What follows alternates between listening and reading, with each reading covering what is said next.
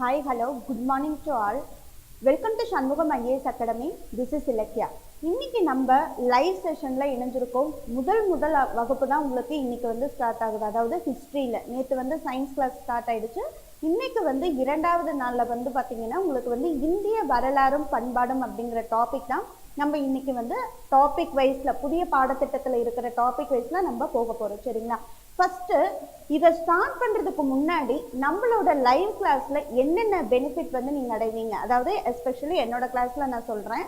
So வந்த உடனே நம்ம வந்து இனி வர கிளாஸ் இன்னைக்கு ஸ்டார்டிங் கிளாஸ், ஸோ இன்னைக்கு விட்டுருங்க. அடுத்த கிளாஸ் எப்போ வந்தாலுமே ஒரு ஸ்டார்டிங்ல 10 நிமிஷம் முன்னாடி என்ன நடத்தணுமோ அதுல இருந்து ஒரு 10 கேள்விகள் வந்து உங்களை நான் கேட்பேன். ஸோ நீங்கள் அந்த லைவ் செஷனில் நீங்கள் வந்து ஆன்சர் பண்ணணும். லைவ் செஷனில் பார்க்க முடியலை, நான் ஆஃப்லைனில் தான் பார்த்தேன் அப்படின்னு நினச்சாலுமே அந்த 10 கேள்விக்கு நீங்கள் ஆன்சர் பண்ணிவிட்டு அதுக்கப்புறமா இருக்கக்கூடிய கிளாஸஸில் இருக்கிற நோட்ஸ் ஆகட்டும் மற்ற கிளாஸ் லிசன் பண்ணுறதை நீங்கள் வந்து ஸ்டார்ட் பண்ணிக்கோங்க. சரிங்களா? இந்த மாதிரி தான் நம்மளோட கிளாஸ் வந்து ரெகுலராக போக போகுது. ஸோ இதை அப்படியே நீங்கள் ஃபாலோ பண்ணுங்கள். கண்டிப்பாக வந்து நம்ம வந்து ஹிஸ்ட்ரியில் ஃபுல் வெல்வெஸ்ட்டாக ஆயிடலாம். சரிங்களா? இருக்கக்கூடிய எல்லா பேசிக் கான்செப்டும் கதை மாதிரி நம்ம எடுத்துகிட்டு போயிட்டு நம்ம சொல்லிட்டு அதை அப்படியே உங்களுக்கு நோட்ஸ் மாதிரி நான் உங்களுக்கு கொடுத்துருவேன். சரிங்களா? இதுதான் வந்து என்னோட கிளாஸஸில் போகக்கூடிய மெத்தடாலஜி. ஓகேவா? இதை அப்படியே ஃபாலோ பண்ணுங்கள். கொடுக்கக்கூடிய நோட்ஸு கொடுக்கக்கூடிய கிளாஸஸை நல்லா லேர்ன் பண்ணிக்கோங்க. அடுத்த கிளாஸில் என்ன நடத்தணுமோ அதிலிருந்து ஒரு 10 கேள்வி உங்களுக்கு நான் கேட்பேன். ஸோ நீங்கள் அதை ஃபாலோ பண்ணிக்கணும். சரிங்களா? சரி, இன்னைக்கு நம்ம பார்க்கறது வந்து என்னென்னா வரலாறு. ஃபர்ஸ்ட் வந்து வரலாறுனா என்னன்னு தெரியணும். என்னதுங்க வரலாறு அப்படின்னா? ஸோ நம்ம வந்து வரலாறு அப்படின்னா நம்ம என்ன சொல்லுவோம்? ஹிஸ்ட்ரி. ஸோ உன்னுடைய வரலாறு என்னன்னு கேட்டால் நம்ம என்ன சொல்லுவோம்? நான் இங்கேருந்து வந்தேன், என்னோட அப்பா அம்மா இவங்க, ஸோ என்னோட பாரம்பரியம் இது, ஸோ நான் இந்தந்த மாதிரியான ஃபேமிலி பேக்ரவுண்ட்லேருந்து வந்தேன், என்னோட தாத்தா பாட்டி, அந்த மாதிரி உங்களோட ஹிஸ்டாரிக்கல் பேக்ரவுண்டு நீங்கள் எப்படி வந்து அடுத்தவங்களுக்கு சொல்கிறீங்களோ அந்த மாதிரி தான் இந்திய வரலாறு. அப்படின்னா இந்தியாவில் இதுக்கு முன்னாடி யார் யார் இருந்தாங்க, என்னென்ன மாதிரியான ஆட்சி முறைகளை வந்து கையாண்டாங்க, ஸோ ஒரு மக்கள் அப்படின்னா எப்படி தோன்றி இருப்பாங்க, அந்த மாதிரி எல்லாம் ஒரு வரலாறு அப்படின்னா ஒரு ஹிஸ்டாரிக்கல் அப்படின்னு வந்து நம்ம படிக்கிறோம். சரிங்களா? எல்லாத்துக்குமே வந்து நான் ஒன்று சொல்லிக்கிறேன், வரலாறு ஹிஸ்ட்ரி அப்படின்னாலே நிறைய பேர் சயின்ஸ் ஸ்டூடெண்ட்ஸ்க்கு மேக்ஸிமம் என்னன்னா ஹிஸ்ட்ரி ஐயோ இது எப்படிப்பா படிக்கிறதுன்னு தான் நினைப்பீங்க. அந்த மாதிரிலாம் வேண்டாம். நம்மளுடைய வாழ்க்கை முறைகளில் அந்த காலத்தில் என்ன மாதிரியான வாழ்க்கை முறைகள், எப்படி அரசாங்கம் நடத்தினாங்க, எப்படி மக்கள் வந்து இருந்தாங்க, அதை பற்றி தான் நாங்கள் படிக்க போகிறோம். ஸோ அதனால வரலாறு அப்படிங்கிறத வந்து இனிமேல் இது வரைக்கும் கஷ்டம்னு நினைச்சிட்டு இருந்தவங்க கூட இனிமேல் அப்படி நினைக்காதீங்க. அந்த மாதிரி ஈஸியாக நம்ம ரிவைஸ் பண்ணியே கிளாஸில் கொண்டு போயிடலாம். அந்த 2 hours முடிச்ச உடனே நம்ம என்ன நடத்தணுமோ அது உங்களுக்கு அப்படியே மனப்பாடம் மாதிரி நான் கொண்டு போயிடுறேன். சரிங்களா? அதனால பயப்படாமல் கிளாஸ் வந்து கவனிங்க. சரிங்களா? சரி, இதுதான் வந்து ஹிஸ்ட்ரி அப்படின்னு வந்து சொல்கிறோம். சரி, ஒரு வரலாறு அப்படிங்கும் பொழுது நம்ம எப்படிங்க கண்டுபிடிப்போம்? ஒரு ஹிஸ்டாரிக்கல் அப்படின்னு ஒரு விஷயம் நடந்ததுன்னா நம்ம எதை வச்சு நம்ம மக்கள் வந்து இதெல்லாம் அந்த காலத்தில் நடந்திருக்கா அப்படின்னு சொல்லிட்டு நமக்கு எப்படி வந்து தகவல் கிடைக்குது? ஒரு சான்றுகள். கரெக்டா? ஸோ நம்ம வரலாறுங்கிறது வந்து நம்ம எப்படி கண்டுபிடிக்கிறோம் அப்படின்னு பார்த்தீங்கன்னா ஒரு சான்றுகள் மூலிமா கண்டுபிடிப்போம். கரெக்டுங்களா? என்ன மாதிரியான சான்றுகள் எக்ஸாம்பிள்ஸ் அப்படின்னு பார்த்தோம்னா கல்வெட்டுகள் மூலமா கண்டுபிடிப்போம். இன்னும் வேற எப்படின்னா மற்றவங்க வந்து சொற்கள் மூலியமா இல்லைன்னா புத்தகங்கள் மூலியமா, அந்த வரலாற்று ஆசிரியர்கள் எழுதின புத்தகத்துக்கு மூலியமா நம்ம வந்து கண்டுபிடிப்போம் இல்லைங்களா? ஸோ இந்த மாதிரியான நிகழ்வுகள் மூலமா ஒருத்தருடைய வரலாறை நம்ம தெரிஞ்சுக்கிறோம். அது வந்து பல வடிவுகள் இருக்கு சான்றுகள். இன்னொன்று வந்து பார்த்தோம்னா நம்ம சொன்ன மாதிரி வரலாற்று ஆசிரியர். ஸோ யார் வரலாற்று ஆசிரியர் வந்து ஹிஸ்டரியில வந்து யாருங்க மிக முக்கியமானவர்? வந்து யாருங்க? ஹெரடோட்டஸ். ஓகேங்களா? இவர் எழுதின புத்தகம் மூலியமா தான் நம்ம என்ன பண்றோம்? ஹிஸ்டாரிக்கலோட பேக்ரவுண்டை வந்து தெரிஞ்சுக்கிறோம் அப்படின்னு சொல்றாங்க. அடுத்து பார்த்தீங்கன்னா சான்றுகள்ல மிக முக்கியமான ஒண்ணு கல்வெட்டுக்கள் இல்லையா? அசோகரோட தூண் கல்வெட்டு, அலகாபாத் கல்வெட்டு, அந்த மாதிரி கல்வெட்டுக்கள்ல வந்து பொறிச்சு வச்சிருப்பாங்க இல்லையா? நம்ம படத்துல கூட சொல்லுவாங்க இல்லையா, நம்மளோட வந்து தஞ்சாவூர் கல்வெட்டுல பொறிச்சு வச்சோம்னா நம்மளோட பின்னாடி வர சந்ததிகள் பார்த்து தெரிஞ்சுப்பாங்கன்னு ஒரு காமெடி வரும். அதே மாதிரி தான் கல்வெட்டுக்கள்ல வந்து அந்த காலத்துல வந்து பொறிச்சு வச்சதெல்லாம் பார்த்துட்டு அவங்க என்னென்ன மாதிரி எழுத்துக்கள் மேற்கொண்டாங்க, அவங்க என்னென்ன மாதிரியான வாழ்க்கை முறைகளை மேற்கொண்டாங்க அப்படிங்கிறது அந்த கல்வெட்டுக்கள் இருக்கிற வார்த்தைகளை வச்சு தொல்லியல் ஆய்வுகள்லாம் பண்றாங்க இல்லைங்களா? ஆர்கியாலஜிஸ்ட் அவங்கள என்ன பண்றாங்க? ஸோ ஒரு ஆய்வுகள் மேற்கொண்டு அவங்க என்ன மாதிரியான முறைகளை பின்பற்றினாங்க அப்படின்னு சொல்றாங்க. இப்போ கீழடியிலலாம் வந்து நம்மளுக்கு என்ன பண்ணிட்டு இருக்காங்க? ஆய்வுகள் வந்து மேற்கொண்டுட்டு வராங்க. ஸோ அந்த மாதிரி நமக்கு கிடைக்கக்கூடிய பழங்கால பொருட்களை வச்சு நம்ம என்ன பண்றோம்? ஒரு அசம்ஷன், இந்த மாதிரி அவங்க யூஸ் பண்ணியிருந்திருக்கலாம், இந்த மாதிரி அவங்க பண்ணியிருக்கலாம். ஏன்னா நம்ம அந்த காலத்துல போயிட்டு வர முடியாது. கிடைக்கக்கூடிய சான்றுகள் இல்லைன்னா ஆசிரியர்கள் மூலமா இல்லைன்னா நம்மளுக்கு கிடைக்கக்கூடிய கல்வெட்டுக்கள் மூலமா நம்மளுக்கு என்ன தெரியுது? வரலாறுகளை பத்தி நம்ம தெரிஞ்சுக்கிறோம் அப்படிங்கிறது தான் மிக முக்கியமானது. அடுத்து பாத்தீங்க அப்படின்னு பாத்தீங்கன்னா சான்றுகள்ல என்ன மாதிரியான சான்றுகள் அப்படின்னு பார்த்தோம்னா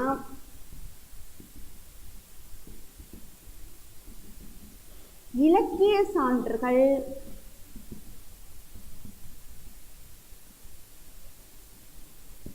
இன்னொன்னு பாத்தீங்க அப்படின்னா தொல்பொருள் சான்றுகள். இலக்கிய சான்றுகள், இன்னொன்னு தொல்பொருள் சான்றுகள். அது என்னதுங்க இலக்கிய சான்றுகள் அப்படின்னா, இலக்கியம் அப்படின்னா என்னதுங்க ஒரு லிட்ரேச்சர், கரெக்டா? ஸோ அந்த இலக்கிய ரீதியா பார்த்தோம் அப்படின்னா எப்படி பிரிக்கிறாங்கன்னா சமய சார்புள்ள சான்றுகள், இன்னொன்னு சமய சார்பற்ற சான்றுகள். என்ன சொல்றாங்க? இலக்கிய சான்றுகளை சமய சார்புள்ள சான்றுகள், சமய சார்பற்ற சான்றுகள். அது என்ன அப்படின்னா சமயம் அப்படின்னா என்னதுங்க நம்ம வந்து ஃபாலோ பண்ணக்கூடிய சமயம் இல்லையா?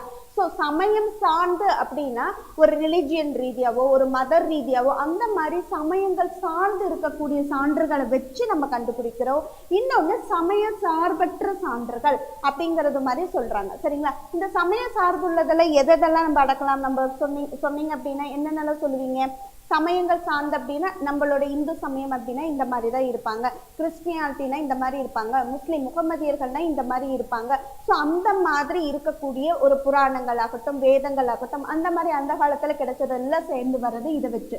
சமயம் சார்பற்ற அப்படின்னா எந்த வித சமயங்களையும் சாராம இந்த நாத்திகவாதிகள்னு சொல்லுவாங்க இல்லைங்களா, நாங்க எந்த இதுலையுமே வந்து நம்பிக்கை இல்லாதவங்க, கடவுள் நம்பிக்கை இல்லை அப்படின்னு சொல்லிட்டு அவங்களும் ஒரு கோட்பாடுகளை வச்சு சொல்லி இவங்க இந்த மன்னர்கள் இப்படி இப்படி எல்லாம் இருந்திருப்பாங்க அந்த மாதிரி இருக்கக்கூடிய சான்றுகளை வந்து கல்வெட்டுகள் ஆகட்டும் நம்மளுக்கு வந்து வேற சான்றுகள் கிடைத்ததை வச்சு நம்மளுக்கு சொல்லி இருந்திருப்பாங்க. இதுதான் தொல்பொருள் அப்படின்னு என்னதுங்க? தொல்பொருள் சான்றுகள்னா தான் நம்மளுக்கு வந்து இந்த ஆராய்ச்சிகள் பண்ணி கிடைக்கக்கூடியது எல்லாமே. இந்த கல்வெட்டுகள் ஆகட்டும் இல்ல வந்து ஏதாவது ஒரு இடத்துல போய் நம்ம தேடும் பொழுது சிலைகள் கிடைச்சிருக்கும். இன்னொன்னு பாத்தீங்க அப்படின்னா இப்போ அந்த சிந்து சமவெளி நாகரிக மக்கள் வந்து யூஸ் பண்ணின ஒரு பொருட்கள் ஆகட்டும் இந்த மாதிரி அந்த காலத்தை சேர்ந்த தொல்பொருள்கள் மூலியமா நம்மளுக்கு கிடைச்சது. அதுதான் பேர்லயே இருக்கு பாத்தீங்களா, தொல்பொருளை ஆராய்ச்சி பண்ணி நம்மளுக்கு வந்து கிடைத்த சான்றுகள் அப்படின்னு வந்து சொல்லியிருக்காங்க. இதுதான் வந்து சான்றுகள்.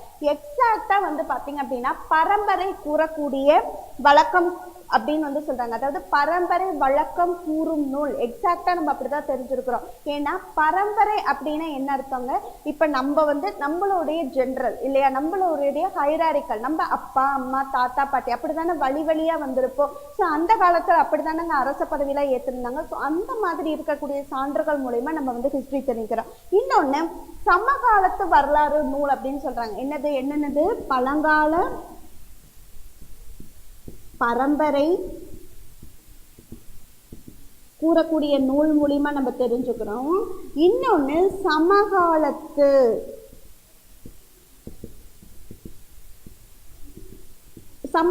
அப்படின்னா என்ன அர்த்தம்?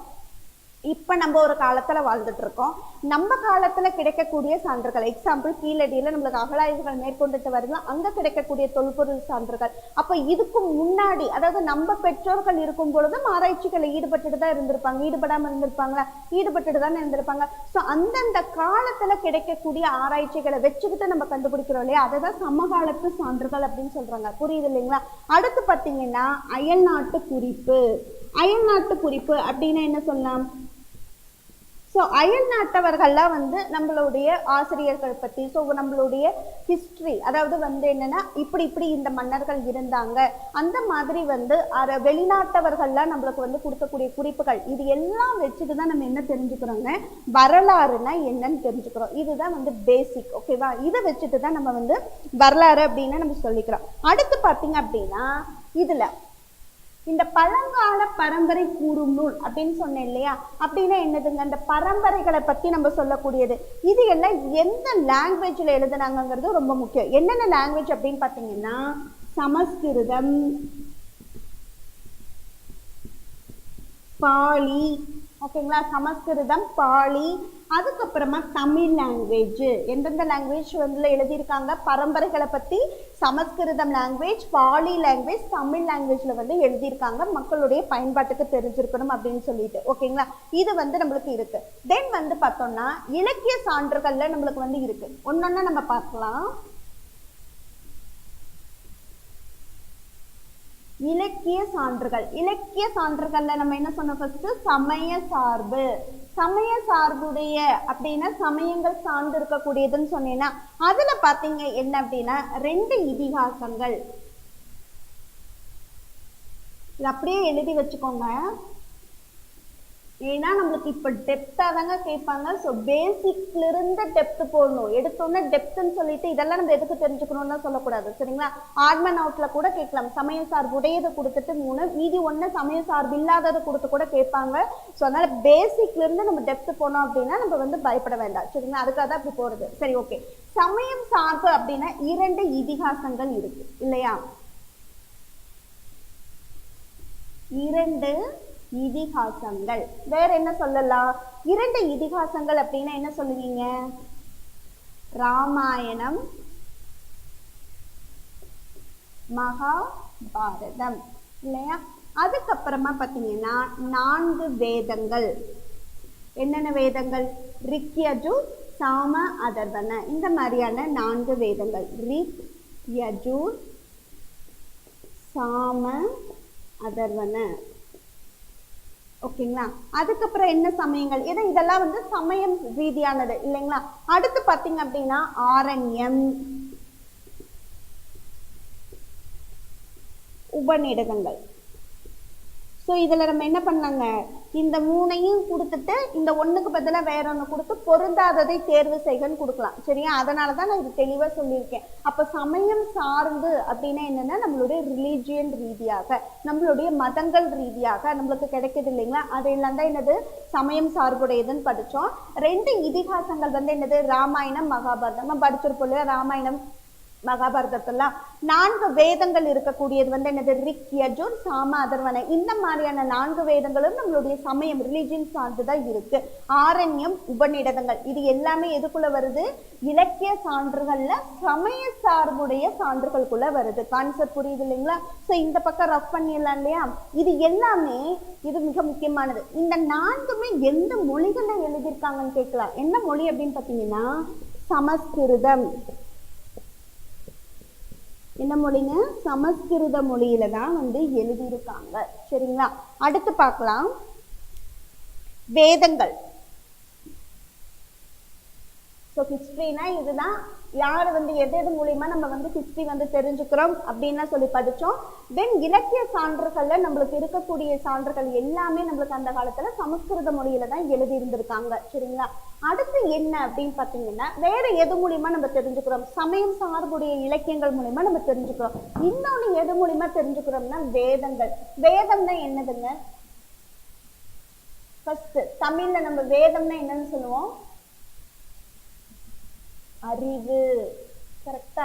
வேதம்னா அறிவு. ஸோ நம்மளுடைய அறிவு ரீதியா வந்து என்ன எதுல வந்து தெரிஞ்சுக்கிறோம் அப்படின்னு பார்த்தீங்கன்னா வேதங்கள். ஸோ நம்ம சொல்லுவோம் இல்லையா, வேதம் படிக்கணும் அப்படின்னா எதுக்கு? ஒரு அறிவை நம்ம வளர்த்துக்கிறதுக்கு வேதங்கள் படிக்கணும் அப்படின்னு வந்து சொல்லுவாங்க இல்லையா?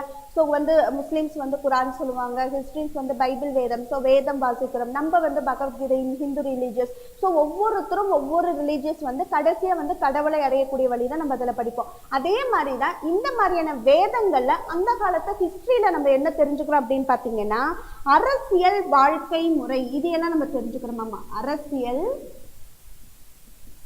வாழ்க்கை முறை,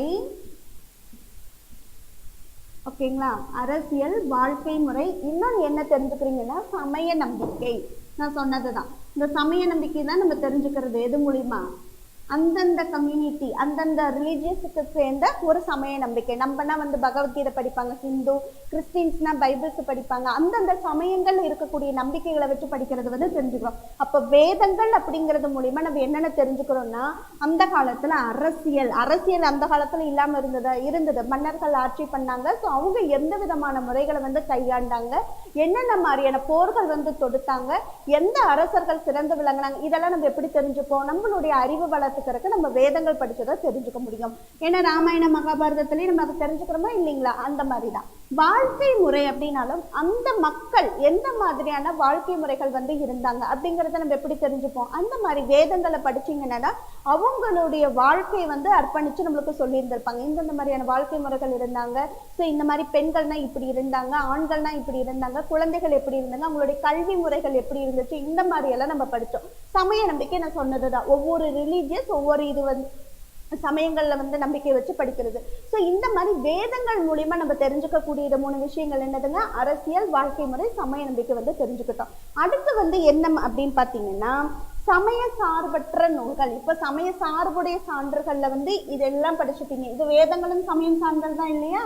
ஸோ இது எல்லாமே எதுல வந்துருது? சமய சார்புடைய சான்றுகள்ல வந்துருது. ஓகேங்களா? அடுத்து வந்து என்னன்னா சமய சார்பற்ற, நம்ம அப்படியே அப்ளை பண்ணி எழுத வேண்டியதான். ஓகேங்களா? வேற ஒண்ணுமே இல்லை. சரி, சமய சார்பற்ற சான்றுகள், சமயம் சார்பு, சமயத்தை சார்ந்து இல்லாம இருக்கக்கூடிய சான்றுகள்னு எதை சொல்றாங்க அப்படின்னு பாத்தீங்கன்னா 18 புராணம். ஓகேங்களா? அதுக்கப்புறமா பாத்தீங்க அப்படின்னா கவிதை, ஸோ நாடகம், இந்த மாதிரி போயிட்டே இருக்கும். ஸோ இந்த மாதிரி இருக்கக்கூடியது எல்லாமே எந்த சமயத்தையும் சார்ந்து இருக்காது. ஸோ இது ஜென்ரலாக எந்த சமயம் சாராமல் நம்மளுக்கு வரக்கூடியது. அதுக்கப்புறமா பார்த்தீங்கன்னா இந்த கல்வெட்டுக்களை சும்மா அந்த மன்னர்களை பற்றி மட்டும் எந்தவித இதுவுமே இல்லாமல் சும்மா பிளாங்காக கொடுத்துருப்பாங்க இல்லையா? அந்த மாதிரி நமக்கு கிடைச்ச சான்றுகள் எல்லாமே இதுக்குள்ள அடங்கிடும். மெயினாக வந்து இதெல்லாம் தான் சொல்கிறாங்க. சும்மா கவிதை, நாடகம் இதுல எல்லாம் வந்து எந்த சமயங்களையும் குறிப்பிட மாட்டாங்க இல்லையா? ஸோ நம்ம வந்து ரிலீஜியஸ் மதங்கள் ரீதியாக போனாலே இப்போ வந்து படத்துல எல்லாம் தடைகள் வந்து நம்ம நிறைய பண்ணுவோம் இல்லையா? இந்த மதத்தை வந்து இவங்க வந்து கொச்சைப்படுத்தி பேசிட்டாங்க, இந்த மதத்தை வந்து இவங்க ரொம்ப வந்து போர்ட்ரே பண்ணது வந்து தவறான முறையில போர்ட்ரே பண்ணியிருக்காங்க. ஸோ இதெல்லாம் அந்த காலத்திலயும் இருந்திருக்குதுங்க. அதனாலதான் இதை எதுக்குள்ள அடக்கிட்டாங்க பாருங்களேன். சமய சார்பற்றதுலதான் எது வருது? நம்மளோட கவிதை, நாடகம். ஸோ அப்ப என்னன்னா இந்த டெக்னாலஜி தான், அதாவது இந்த பிரின்சிபலை தான் நம்ம இப்பவுமே நம்ம படத்துல ஃபாலோ பண்ண வேண்டியதா இருக்கு. கரெக்டா? ஏன்னா நம்ம வந்து சொல்லும் பொழுதே சொல்லுவாங்க இல்லைங்களா, நம்ம எந்த வித ஃபர்ஸ்ட் எடுத்தோடனே என்ன வரும் நம்மளுக்கு படத்துல முன்னாடி படிச்சீங்கனால என்ன வருங்க, நமக்கு யாரையும் எதற்கும் புண்படுத்தும் நோக்கத்துல இல்லை, இது வந்து வெறும் கற்பனைன்னு கொடுத்துருவாங்க. அதுக்கு காரணம் என்னன்னா அந்த காலத்திலே இதை கொண்டு போய் எதுல அடக்கிட்டாங்க? சமயம் சார்பு இல்லாததுல கொண்டு போய் தான் நம்மளுடைய கவிதை, நாடகம் எல்லாமே வருது. சரிங்களா? அப்ப நாடகத்துல இருந்து தானே இப்ப சினி ஃபீல்டு வருது. கரெக்டா? புரியுது இல்லைங்களா? அப்படியே அப்ளை பண்ணி பாருங்க. ஸோ நம்ம வீட்லயே சொல்லுவோம் இல்லையா, அந்த காலத்துல இருந்து கொஞ்சம் மாடர்னுக்கு வந்தோம், மாடர்ன்ல இருந்து ட்ரெடிஷ்னல், மறுபடியும் இப்ப வந்து ஃபுல் ட்ரெடிஷ்னல் தான் இப்ப எல்லாருமே விரும்புறோம் அப்படின்னு சொன்ன அப்ப என்ன அர்த்தம்னா அந்த காலத்துல இருந்த தாக்கங்கள் தான் இப்ப இருக்கக்கூடிய நடைமுறை வாழ்க்கையில நம்ம அப்ளை பண்ணிட்டு இருக்கோம் அப்படிங்கிறது இதுல இருந்து தெள்ள தெளிவா தெரியுது. சரிங்களா? இதுதான் வந்து சொல்லியிருக்காங்க. அடுத்து பாத்தீங்கன்னா புராணத்துல நம்ம என்ன தெரிஞ்சுக்கிறோம்? புராணம், ரொம்ப புராணம் பேசாத அப்படின்னு சொல்லுவோம் இல்லைங்களா? புராணத்துல நம்ம என்ன தெரிஞ்சுக்கிறோம்னா மன்னர்களுடைய வரலாறு. அதுதானே புராணம் அப்படின்னா, மன்னருடைய வரலாறு. அதுக்கப்புறம் பாத்தீங்கன்னா அவருடைய பரம்பரை பத்தி சொல்லியிருப்பாங்க. வேற என்ன இருக்கும் அப்படின்னு பாத்தீங்கன்னா அந்த காலத்துல இந்தியாவோட பூலோக அமைப்பு, அக்கால இந்தியாவின்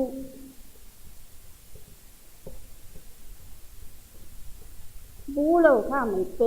இதெல்லாம் எப்படிங்க யோசிச்சு பாருங்க. இதெல்லாம் சமயம் சார்ந்து வரதா? மன்னர் வரலாறு அப்படின்னா மன்னர் என்னென்ன முறைகளை கையாண்டார்கள் தான் இருக்கும். அவர் என்ன சமயத்தை சேர்ந்தவர், இவர் இந்த மாதிரியான இதெல்லாம் பண்ணார் அப்படின்னு சொல்ல மாட்டாங்க. அவருடைய வரலாறு அப்படின்னா அவர் என்னென்ன போர்களை கையாண்டார், என்னென்ன நடைமுறைகள் அரசியல் மக்களுக்கு கொண்டு வந்தாரு, என்னென்ன முறைகளை பின்பற்றினார், அந்த மாதிரி இருக்கக்கூடிய ஹிஸ்டரி. இதெல்லாம் தான் வந்து புராணம். ஸோ புராணமா பேசாதப்பா அப்படின்னு நம்ம சொல்லுவோம் இல்லையா பேச்சு வழக்குல? அதுதான் பரம்பரை. அப்படின்னாலும் அவங்களுடைய காலகாலத்துக்கு இருந்தக்கூடிய பரம்பரை, அவங்க என்னென்ன முறைகளை கையாண்டாங்க, அது அந்த கால இந்தியாவுடைய பூலோக அமைப்பு. ஸோ அக்கால இந்தியா பூலோகம் எப்படி வந்து இருந்துச்சு, அந்த காலத்துல நம்ம இந்தியா எந்த மாதிரி இருந்தது, நாகரிகமாகட்டும் இல்ல பழக்க வழக்கங்களாகட்டும், இதெல்லாம் எப்படி இருந்துச்சு அப்படின்னு சொல்லிட்டு தான் நம்ம எதுல படிப்போம்? புராணத்துல படிப்போம். இதெல்லாம் நம்ம வந்து வேதங்கள்ல வந்து படிக்க மாட்டோம். இதுதாங்க டிஃப்ரென்ஸ். வேதங்களுக்கும் புராணத்துக்கும் என்ன டிஃப்ரென்ஸ் நம்ம சொல்லுவோம் இல்ல, ஜென்ரலா பார்த்தோம்னா டிஃபரன்ஸ் தெரியாது. பட் எக்ஸாக்டா நம்ம ஹிஸ்டரி படிச்சோம் அப்படின்னா நல்ல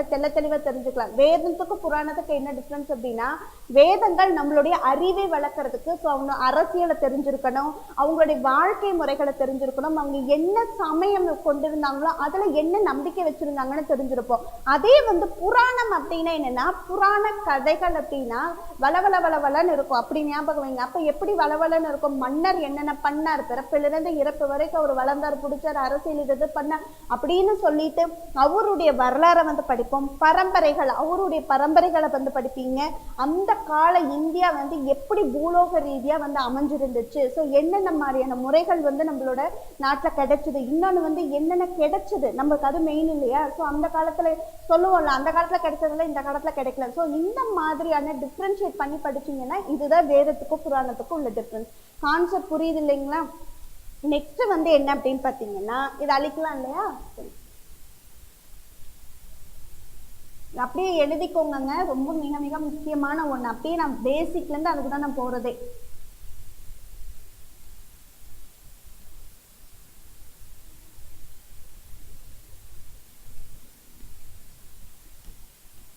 சரி, நெக்ஸ்ட் வந்து என்னன்னா ஜாதகம் பீடகம். இது என்ன ஜாதகம் பீடகம்? நம்ம இப்ப எதுக்கு எடுத்தா நம்ம ஜாதகத்தை தூக்கி பாக்குறோம் இல்லையா, அதே மாதிரி அந்த காலத்துல பார்த்தாங்களா, அதை சொல்லல அவங்க. இந்திய வரலாற்றை கூறு இலக்கிய வரிசையில இதுவும் ஒண்ணு அப்படின்னு சொல்றாங்க. எப்படிங்க இந்த வச்சு தெரிஞ்சுக்கலாம்? இந்திய வரலாற்றை கூறும் இலக்கிய வரிசை,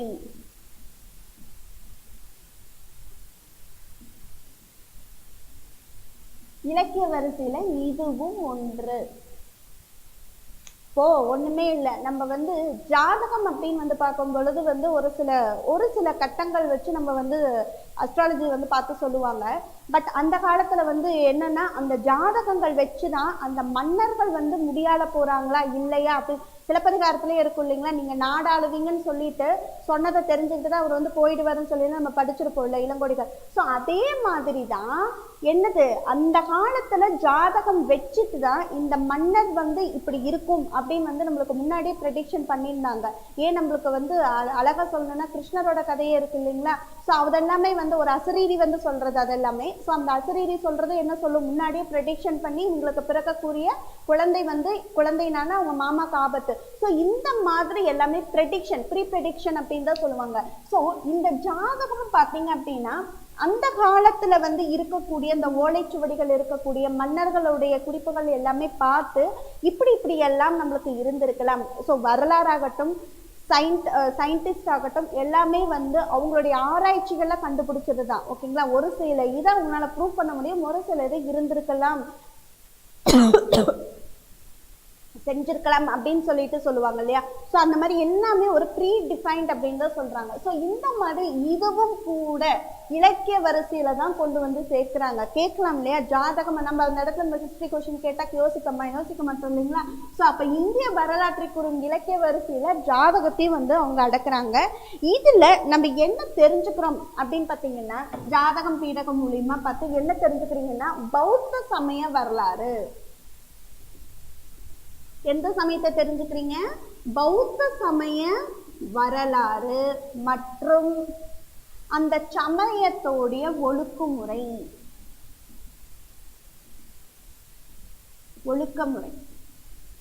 ஓகேங்களா.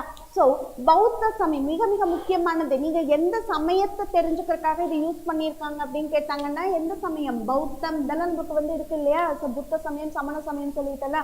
ஸோ அப்ப பௌத்த சமய வரலாறு அந்த சமயத்துல என்னென்ன ஒழுக்குமுறைகளை வந்து கையாண்டாங்க அந்த மாதிரி வந்து சொல்லியிருப்பாங்க. சரிங்களா. புத்தர்களை பின்பற்றுபவர்களுக்கும் புத்தருடைய போதனைகளை பின்பற்றவங்களையும் நம்ம வந்து மகாயானம் ஹீனயானம் சொல்லிட்டுலாம் பிரிச்சு படிச்சிருப்போம் இல்லையா.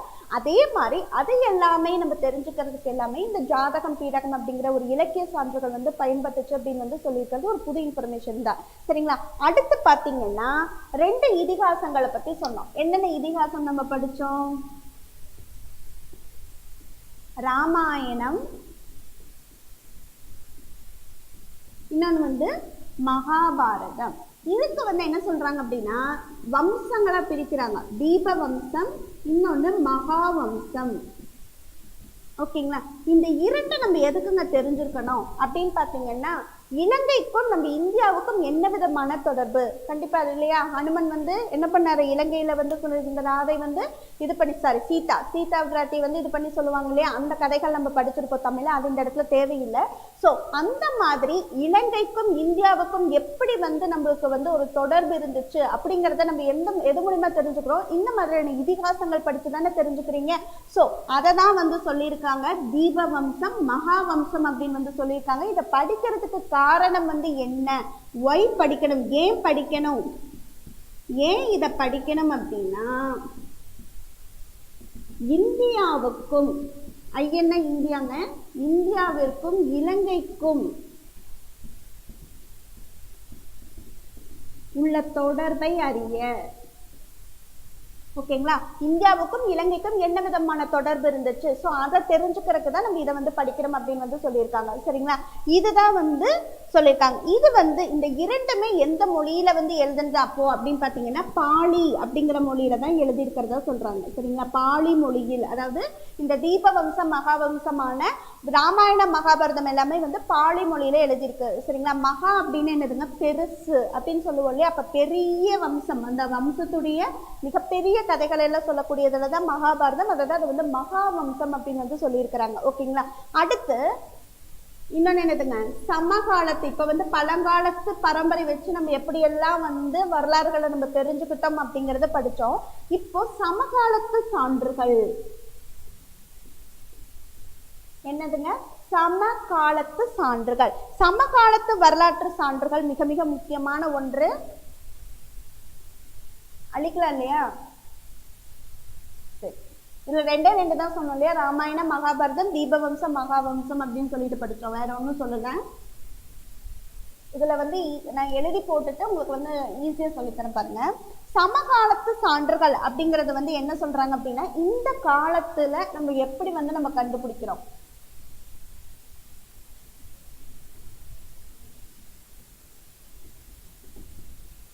என்னன்னு பாருங்க. யார் எழுதுனாங்க அப்படிங்கறது இந்த லெஃப்ட் சைடு எழுதிக்கோங்க, இந்த பக்கம் யாரோட பத்தி இவங்க எழுதுனாங்கன்னு சொல்லிக்கலாம். சரியா? பாணர் எழுதிய ஹர்ஷ சரிதம், நெக்ஸ்ட் பில்ஹனர் எழுதிய, பொருத்துக்களை கூட கேட்கலாங்க இதெல்லாம், விக்ரமன் தேவ சரிதம், நெக்ஸ்ட் கல்ஹனர் எழுதிய ராஜதரங்கிணி,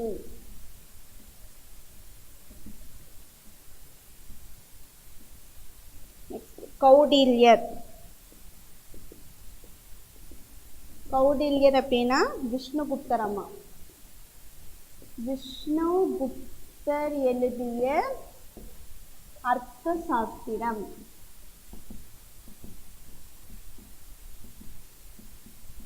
ஓகேங்களா?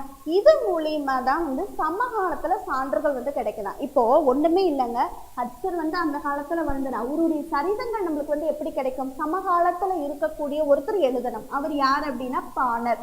சமகாலத்து சான்றுகள்னா இவங்க வாழக்கூடிய காலத்திலேயே வாழ்ந்தவங்களா, புரியுது இல்லைங்களா? ஸோ அந்த மாதிரி அப்போ நம்ம இந்த காலத்துல வாழ்ந்தக்கூடியவங்க இந்த காலத்துல இருக்கக்கூடிய மக்களை பத்தி தெரிஞ்சிருப்பாங்க, அந்த மன்னர்களை பத்தி தெரிஞ்சிருப்பாங்க. அந்த மாதிரி சமகாலத்துல கிடைச்ச சான்றுகள் தான் இது எல்லாமே. விக்ரமன்க தெய்வ சரிதம், இவரை பத்தி நம்ம எப்படி தெரிஞ்சுக்கிறோம்னா பில்ஹனர் அப்படிங்கிறவர் எழுதியிருக்காரு. அடுத்து ராஜதரங்கிணி பத்தி நம்ம எப்படி தெரிஞ்சுக்கிறோம்னா கல்ஹனர் வந்து எழுதியிருக்காரு, புரியுது இல்லைங்களா? அடுத்து கௌடில்யர், அதாவது கௌடில்யர்னா விஷ்ணுகுப்தர், இவர் வந்து என்னன்னா அர்த்த சாஸ்திரம் அப்படின்னு வந்து சொல்லியிருக்காங்க. இது ரொம்ப ஈஸியா ஞாபகம் வச்சுக்கலாம் பாருங்க.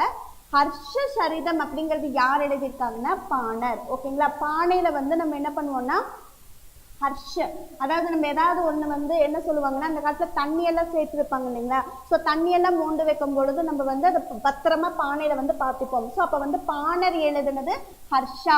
சரிங்களா? ஹர்ஷா அப்படின்னா வந்து ஏ ஹர்ஷா, இந்த பானையில இருக்கிற தண்ணியை நீ வந்து பார்த்துக்கோ. ஏன்னா இந்த காலத்துல பெட் நேம் வந்து நம்ம ஹர்ஷா அப்படிங்கிறது நம்ம வந்து ஈஸியா சொல்லக்கூடிய பேரு. அப்ப ஹர்ஷா பானையில இருக்கிற தண்ணியை நீ பார்த்துக்கோ அப்படின்னு சொல்றாங்க. அடுத்து விக்ரமன் தெய்வ சரிதம் யார் எழுதுனா பில்ஹனர். இது எப்படி ஞாபகம் வச்சுக்கலாம்னா, விக்ரம் அப்படின்னாலே விக்ரம் படம் இருக்கு. ஸோ விக்ரம் படம் அப்படின்னாலே பில்லு கொடுத்துதான் நம்ம என்ன பண்ண முடியும், அதாவது பில் அப்படின்னா காசு, காசு கொடுத்துதான் விக்ரமோட படம் பார்க்க முடியும். இல்லை அப்படின்னா விக்ரம் அப்படின்னா விக்ரமாதித்யன் நாடகம் நம்மளுக்கு தெரியும் இல்லைங்களா? ஸோ விக்ரமாதித்ய ஸ்டோரி, ஸோ அந்த ஸ்டோரி புக்கு வாங்கணும்னா பில்லு காசு கட்டி தான் நம்ம என்ன பண்ண முடியும், அந்த புக்கை வாங்க முடியும். ஸோ பில் ஹனர் அப்படிங்கிறவர் எழுதியிருக்காரு. நெக்ஸ்ட் ராஜ தரங்கிணி அப்படிங்கிறவர் எழுதுனது என்னன்னா கல்ஹனர். இது எப்படி ஞாபகம் வச்சுக்கலாம்னா, ராஜா அப்படின்னாலே மனசு வந்து கல் மனசு, நம்ம அப்படி சொல்லுவோம். ராஜாக்கள்னாலே கல் மனசுக்காரங்களா தான் இருப்பாங்க. ஆனா உண்மைதாங்க, அவங்க ரொம்ப லேசா இலகன மனசா இருந்தா எல்லாருமே ஏமாத்திடுவாங்க இல்லையா? ஸோ அவங்க கண்டிப்பா அந்த அந்த ஒரு சில இடத்துல வந்து கொஞ்சம் சாஃப்டா இருந்துதான் ஆகணும். பட் ஆனா மேக்சிமம் அவங்க ஸ்டோன் ஹார்ட்டடா இருந்தாலும் ஒரு சிலர்னால ஏமாற்றுகள் வேலையை பண்ண முடியாது. அப்ப ராஜாக்கள் அப்படின்னாலே கல் மனசு அப்படின்னு ஞாபகம் வச்சீங்கன்னா கல்ஹனர். அடுத்து அர்த்த சாஸ்திரம் அப்படிங்கிறது வந்து கௌடல்யர், அதாவது விஷ்ணுகுப்தர். ஸோ இது விஷ்ணு வச்சு எழுதிக்கோங்க.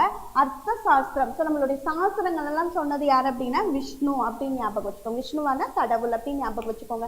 இதுதான் வந்து சமகாலத்தில் நமக்கு கிடைச்ச சான்றுகள் அப்படின்னு வந்து சொல்லியிருக்காங்க. புரியுது இல்லைங்களா? இது அப்படியே எழுதி வச்சுக்கோங்க.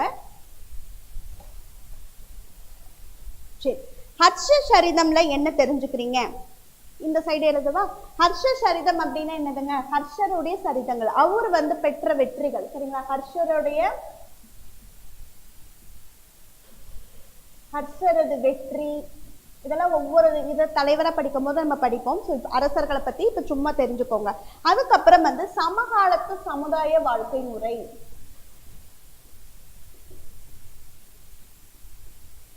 சமகாலத்து சமுதாய வாழ்க்கை முறை. ஸோ அந்த காலத்துல ஓகேங்களா, அந்த சமகாலத்துல அவங்களுடைய வாழ்க்கை முறைகள் வந்து எப்படி இருந்துச்சு அப்படிங்கறத தான் வந்து நம்ம எதுல படிக்கிறோம்? ஹர்ஷ சரிதம்ல படிக்கிறோம். யார் எழுதியிருக்காங்க? பாணர். ஓகேங்களா? பானையில ஹர்ஷா தண்ணி ஊத்தி வெயி நம்ம படிச்சோம் இல்லைங்களா? அப்ப பாணர்னா ஹர்ஷ சரிதம் ஞாபகம் வச்சுக்கோங்க.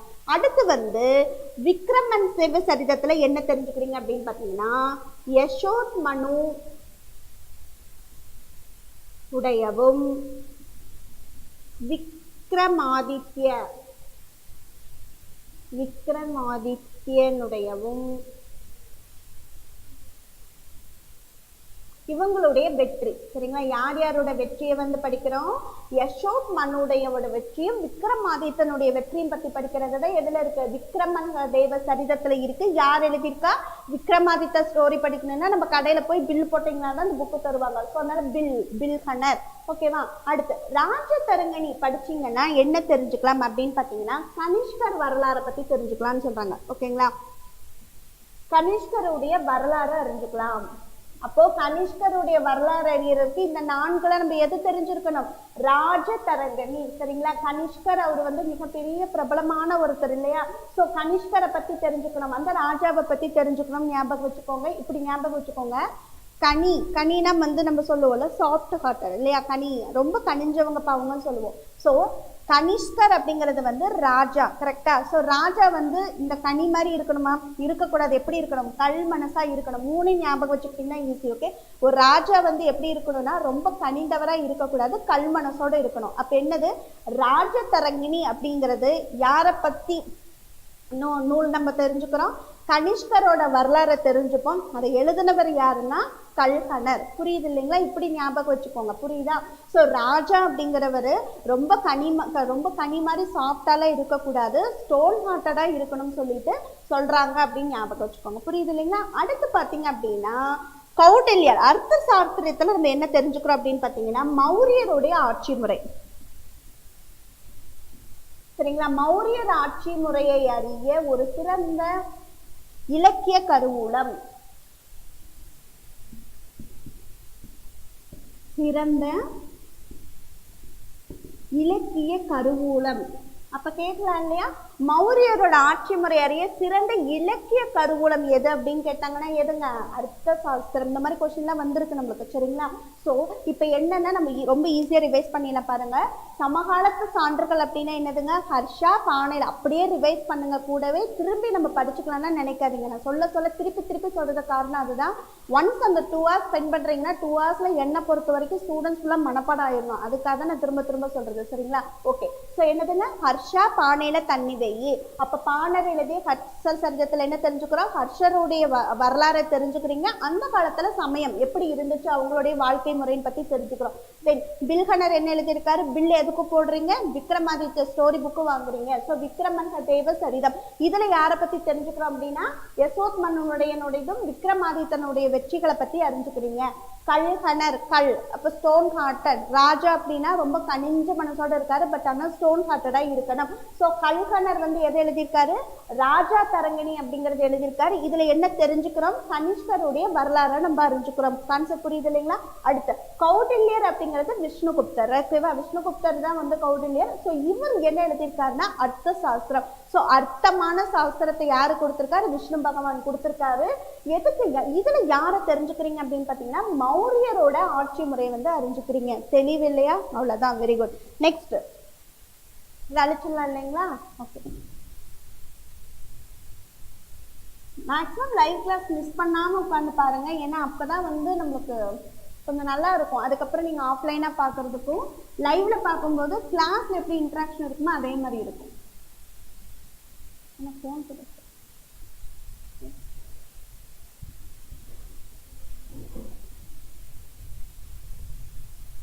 இப்போ நான் போர்டில் அழிச்சா கூட நீங்கள் ஃபீல் பண்ணக்கூடாது. ஏன்னா அவ்வளோ தடவை ரிவைஸ் பண்ணிட்டோம். ஸோ நீங்கள் ஓனாக கூட எழுதலாம் நோட்ஸ். ஓகேவா? ஓகே. நெக்ஸ்ட் பார்த்தீங்கன்னா அயல் நாட்டு குறிப்பு. இதெல்லாமே சான்றுகளை பற்றி தாங்க படிச்சுட்டு இருக்கோம். இப்போ என்னென்ன மாதிரியான சான்றுகளை வச்சு நம்ம ஹிஸ்ட்ரி தெரிஞ்சுக்கிறோம் அப்படின்னு சொல்லி. ஓகே சரி, நம்ம இந்தியர்கள் மட்டும்தான் வந்து வரலாறு இப்படி இப்படி இருந்தாங்க, சமகாலத்து சான்றுகள். அப்ப வந்து அந்த காலத்து அரசர்களை பத்தி அந்த காலத்துல இருந்தக்கூடிய மன்னர்கள் புலவர்கள் மூலமா நம்ம தெரிஞ்சுக்கிறோம் அப்படின்னு சொல்லிட்டு படிச்சோம். அது மட்டும்தான் இருந்ததா? அப்ப வெளிநாட்டவர்கள்லாம் வந்து நம்ம இந்திய வரலாற்றை சொல்லலையா அப்படின்னு கேள்வி கேட்டீங்கன்னா இல்ல, சொன்னாங்க. நிறைய பேர் வந்து சொன்னாங்க. என்னென்ன சொல்லியிருப்பாங்க அப்படின்னு பார்த்தீங்கன்னா, அதாவது அந்தந்த காலத்து சமகாலத்து, அதாவது புலவர்கள் அரசர்கள் வாழ்ந்தாங்க இல்லைங்களா? அப்ப வெளிநாட்டிலிருந்து வந்திருப்பாங்க இல்லையா? நம்ம வந்து படிச்சிருப்போம். ஸோ சீனப்பயணி யுவான் சுவாங் வந்து யாருடைய காலத்துல வந்தாரு, ஸோ பாகியான் யாருடைய காலத்துல வந்தாரு, இவங்களாம் சீனப்பயணி. அப்ப சீனானா யாருங்க? அயல் நாட்டவர். ஸோ இந்த மாதிரி ஒவ்வொருத்தருமே வந்து அயல் நாட்டவரும் நம்மளுடைய இந்திய நாட்டு மன்னர்களுக்கும் ரிலேஷன்ஷிப் இருந்ததுன்னா எஸ் இருந்தது. ஸோ அப்போ வந்து வந்தபொழுது அவங்களுக்கு தெரியும். அப்போ அவங்க பழகணும் போது என்னன்னா இப்போ வந்து இந்தந்த மாதிரி எல்லாம் இருந்தார். இப்போ ஃபார் எக்ஸாம்பிள் சொல்றோம், சீன பிரதமரும் இந்திய நாட்டு பிரதமரும் நம்ம சந்திச்சிட்டாங்க நேற்று மாமல்லபுரத்துல இல்லைங்களா?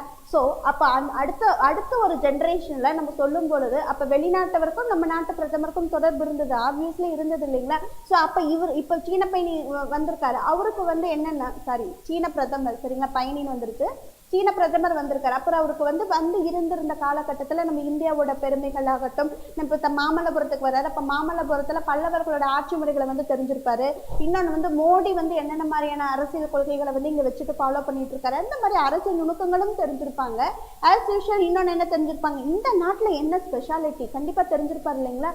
ஸோ அதுதான் ஏன் அந்த இடத்த சூஸ் பண்ணோம் மாமல்லபுரத்தை. அந்த மாதிரி அந்த காலத்திலையுமே இந்த மாதிரி நுணுக்கங்கள் இருந்தது. வெளிநாட்டவர் வந்து இந்தியாவில் இருக்கக்கூடிய அரசியல் அப்ப மன்னர்கள் இல்லையா? ஸோ அப்ப அந்த மன்னர்களை சந்திக்கிறதும் அவங்க நம்ம நாட்டுல என்னென்ன இருக்குங்கிறத தெரிஞ்சுக்கிட்டு நம்ம வாணிகம் மேற்கொள்றதுக்கு வந்து தகுதியானதா இருக்கு நம்மளது. அப்போ அந்த மாதிரி எல்லாம் யூஸ் பண்றதுக்காக வந்து இருந்திருக்காங்க. ஸோ இதுக்காக நான் கொஞ்சம் லிங்க் பண்றதுக்காக தான் இந்த இன்சிடென்ட்டை சொன்னேன் சரிங்களா, மாமல்லபுரத்து இன்சிடென்ட். ஓகே, யாரெல்லாம் வந்து சொல்லியிருக்காங்க அப்படின்னு பார்த்தீங்கன்னா அயல் நாட்டவர்லாம் கிரேக்கர்கள் சொல்லியிருக்காங்க, ஆப்வியஸா உங்களுக்கு தெரியும், ரோமானியர்கள், சீனர்கள். ஓகேங்களா? ஸோ இந்த மாதிரி வந்து இருந்தாங்க. இவங்க எல்லாத்துலேயுமே பார்த்தீங்கன்னா யாரோட மிக உண்மையா இருக்கும் அப்படின்னா சீனர்கள் தான் சொல்றாங்க ஒரு குறிப்பில். ஏன் அப்படின்னு பார்த்தீங்கன்னா சீனர்கள் வந்து ரொம்ப காலமா நம்ம நாட்டில் இருந்தாங்களாமா. அது மட்டும் இல்லாம அவங்க நம்மளோட லாங்குவேஜை கற்றுக்கிட்டாங்கன்னு சொல்றாங்க சரிங்களா. யாருங்க இவங்க எல்லாத்த விடவே சீனர்கள் கொடுத்த குறிப்புகள் தான் வந்து மிக துல்லியமா இருக்கும் அப்படின்னு சொல்றாங்க. பிகாஸ் அவங்க நம்மளுடைய அபிஷியல் லாங்குவேஜ், அதாவது நம்மளுடைய தாய்மொழிகளை வந்து சீனர்கள் வந்து கத்துக்கிட்டாங்க. ஸோ அதனால வந்து அவங்க கொடுத்த குறிப்புகள் கண்டிப்பா தாய்மொழி கத்துக்கிட்டாங்கன்னா நம்மளோட கம்யூனிகேஷன் ஈஸியா இருக்கும். ஸோ அப்போ அவங்களுக்கு புரியும் இவங்க என்ன பண்றாங்க, இல்லை எப்படி ஃபாலோ பண்றாங்கன்னு. அப்ப அதை புரிஞ்சு தெரிஞ்சு எழுதும் பொழுது இவங்க எல்லாத்த விடவும் இவர்கள் கொடுத்த குறிப்புகள் வந்து உண்மையாகவும் துல்லியத்தன்மை இருக்குன்னு வந்து சொல்லியிருக்காங்க ஒரு குறிப்புல சரிங்களா. இன்னொன்னு என்ன அப்படின்னு பாத்தீங்கன்னா யாரெல்லாம் வந்தாங்க அப்படின்னு சொல்லி படிக்கலாம் சரிங்களா. ஸோ இன்னொன்று எப்படி அயல்நாட்டு குறிப்புகள் அப்படின்னு சொல்லி படிச்சோம் இல்லையா, அலெக்சாண்டர் வருகை இல்லையா. ஸோ அலெக்சாண்டர் பற்றி சொல்லணும்னா நம்ம அலெக்சாண்டருடைய படையெடுப்பு படிச்சிருக்கோம் இல்லைங்களா. ஸோ அலெக்சாண்டர் இந்தியா மீது படையெடுத்த போது இருந்துதான் யார் யாருக்கும் நமக்கும் தொடர்பு ஏற்பட்டுச்சு அப்படின்னு பார்த்தீங்கன்னா, இந்தியாவுக்கும் கிரேக்க நாட்டிற்கும் ஒரு தொடர்பை ஏற்படுத்துது அப்படின்னு சொல்றாங்க. சரிங்களா. என்னது? ஃபர்ஸ்ட் அலெக்சாண்டர் படையெடுப்பு இதெல்லாம் காலகாலமா நம்ம வந்து படிப்போம் தெளிவா. இப்போ நம்ம இன்ட்ரோடக்ஷன் தான். சரியா. அலெக்சாண்டர் படையெடுப்பு மூலியமா தான் யாருக்கும் தொடர்பு ஏற்பட்டுச்சுன்னு கேட்டாங்கன்னா, யாருக்குங்க? இந்தியாவிற்கும் வேற யாருக்கும்? தெளிவா எழுதணும் இல்லையா. இந்தியாவிற்கும் கிரேக்க நாட்டிற்கும்.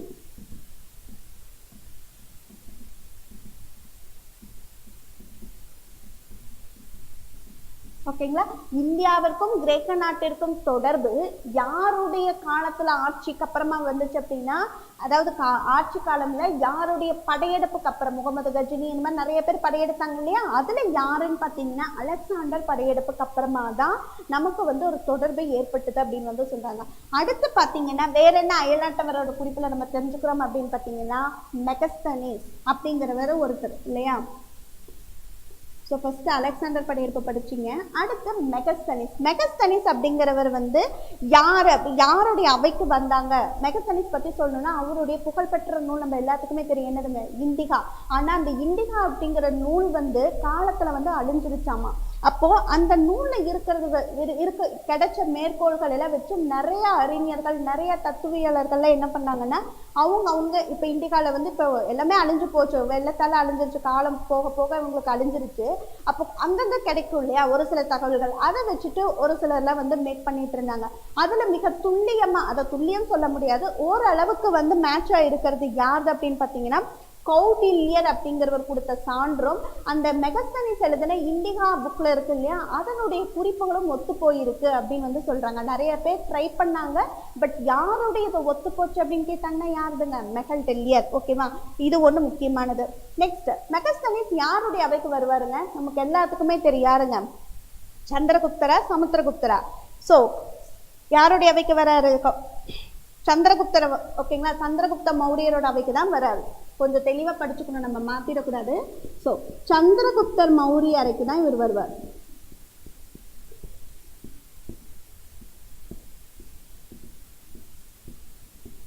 ஓகேங்களா. சரி, இவர் யாரை அனுப்பிச்சு வச்சார் அப்படின்னு ஒரு கான்செப்ட் இருக்கு இல்லையா. யார் அனுப்பிச்சு வைக்கிறாருன்னா, கிரேக்க மன்னரான செலுக்கஸ் அப்படிங்கிறவர். சரிங்களா. ஸோ அப்ப மெகஸ்தனிஸை யார் அனுப்பினார்கள்? நான் இங்க ஷார்ட்டா எழுதுறேங்க, நீங்க தெளிவா நோட்ல அழகா வேர்ட் ஃபார்ம்ல எழுதுங்க. சரிங்களா. மெகஸ்தனிஸ் வந்து யார் மூலியமா சந்திரகுப்த மௌரியாவைக்கு வராரு அப்படின்னு பாத்தீங்கன்னா, யார் மூலியமா வராரு நம்ம படி சொன்னோம்? செலுக்கஸ், கிரேக்க மன்னரான செலுக்கஸ். ஓகேவா. கிரேக்க மன்னரான செலுக்கஸ் அவரு மூலியமா தான் இவர் வந்து எங்க வராரு? சந்திரகுப்த மௌரியவைக்கு வந்து பல காலம் தங்கி இருக்காரு. சரியா. மெகஸ்தனிஸ் எழுதின நூல் என்ன நூலுங்க? இண்டிகா. ஸோ இண்டிகா வந்து அழிஞ்சு போயிடுச்சு. யார் எழுதின குறிப்பும், அதாவது இவருடைய மேற்கோள்கள் வந்து எழுதினாங்கன்னு சொன்னேன் இல்லையா இந்த புத்தகத்துல கிடைச்சத. ஸோ அதை வச்சு எழுதுனதுல யாருடைய சான்றுகள் ஒத்து போச்சு அப்படின்னு பாத்தீங்கன்னா யாருதுங்க? கௌடில்யர். ஓகேவா. கௌடில்யர் கொடுத்த சான்றும் இண்டிகாவில் இருக்கக்கூடிய சான்றும் ஒன்றை ஒன்று ஒத்து போய் இருக்கும். சரிங்களா. அப்போ இண்டிகா என்ற நூலோடு இப்படி எழுதிக்கோங்க, இண்டிகா என்ற நூலோடு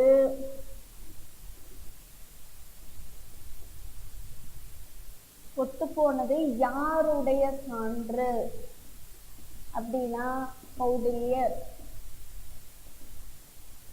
ஓகேவா. இது வரைக்கும் தெளிவா இருக்கீங்க இல்லையா. நெக்ஸ்ட் என்ன அப்படின்னு பாத்தீங்கன்னா, இண்டிகா மூலியமா யாரை பத்தி தெரிஞ்சுப்பீங்க? அப்போ சந்திரகுப்த மௌரியவைக்கு வராரு அப்படின்னா மௌரியவர்களுடைய வரலாறுகளை தான் நம்ம இண்டிகா நூலை தெரிஞ்சுப்போம். சரிங்களா. அப்ப இண்டிகால வந்து யாரோட இதை பத்தி தெரிஞ்சுப்பீங்க அப்படின்னா மௌரிய அரசு.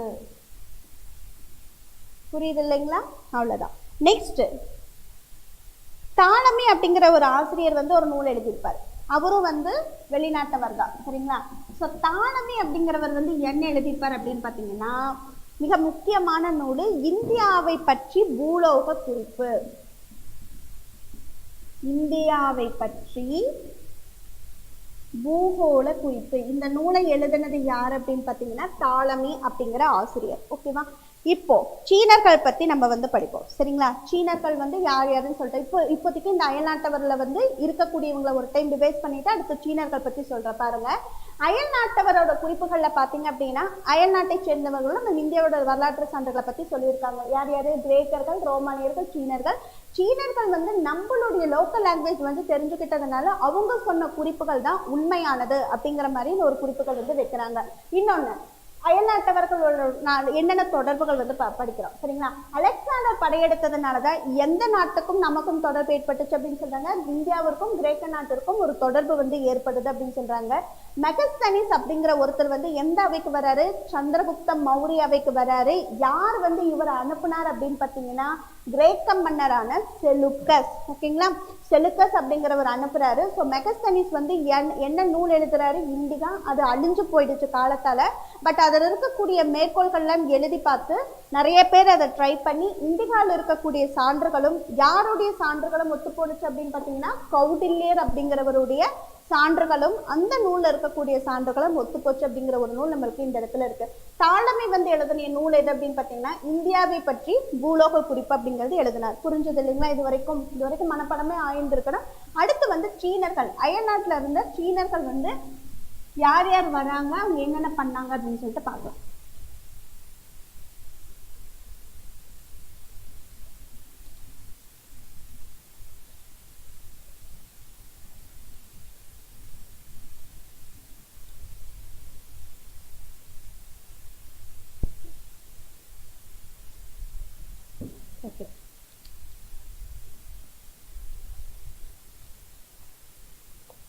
சீனர்கள்ல ஒவ்வொரு நூற்றாண்டுல யார் யார் வராங்க அப்படின்னு சொல்லிட்டு பார்க்கலாம். சரிங்களா? ஃபர்ஸ்ட் வந்து என்ன, பாகியான். பாகியான் வந்து எந்த நூற்றாண்டுல வராருன்னு பார்த்தீங்கன்னா 5ஆம் நூற்றாண்டுல வராரு. யாருடைய காலத்துல? சந்திரகுப்த விக்ரமாதித்யன் காலம். ஓகேங்களா?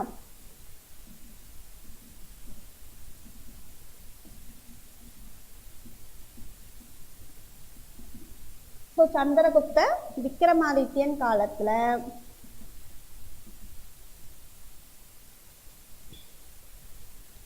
நீதி நிர்வாகம் சமயம் இதெல்லாம் சொல்லிப்பார். நெக்ஸ்ட் பாத்தீங்க அப்படின்னா யுவான் சுவாங். சும்மா ஷார்ட் நோட்ஸ் தான் எழுதுறேன், எக்ஸ்பிளைன் பண்ணிட்டு எழுதிக்கோங்க. இவர் வந்து 7ஆம் நூற்றாண்டு இல்லையா? ஆமா, 7ஆம் நூற்றாண்டுல ஹர்ஷர் காலத்துல,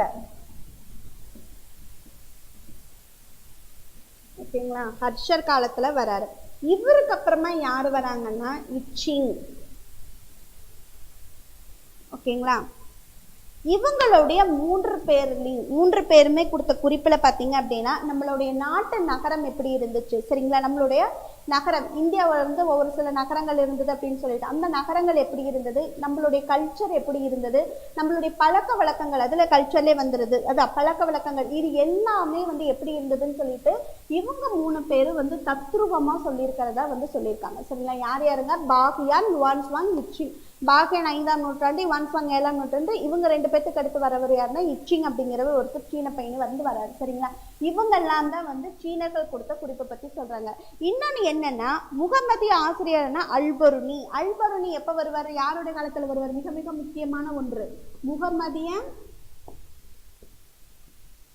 ஆசிரியரான அல்பருனி. ஓகேங்களா? அல்பருனி யாரோட காலத்துல வருவாங்க அப்படின்னு பாத்தீங்கன்னா முகமது கஜினி காலத்துல வராங்க. ஓகேங்களா? இதுதான் வந்து அயல்நாட்டவர்களுடைய நமக்கும் இருக்கு. ஓகேங்களா? இவருடையது என்ன நூல்? இந்த வழக்கம் விஞ்ஞான பற்றியில விளக்குறது வந்து இந்தியாவில் ஒரு ஆய்வு. அதாவது அல்பருனியோட நூல் என்ன அப்படின்னு பாத்தீங்கன்னா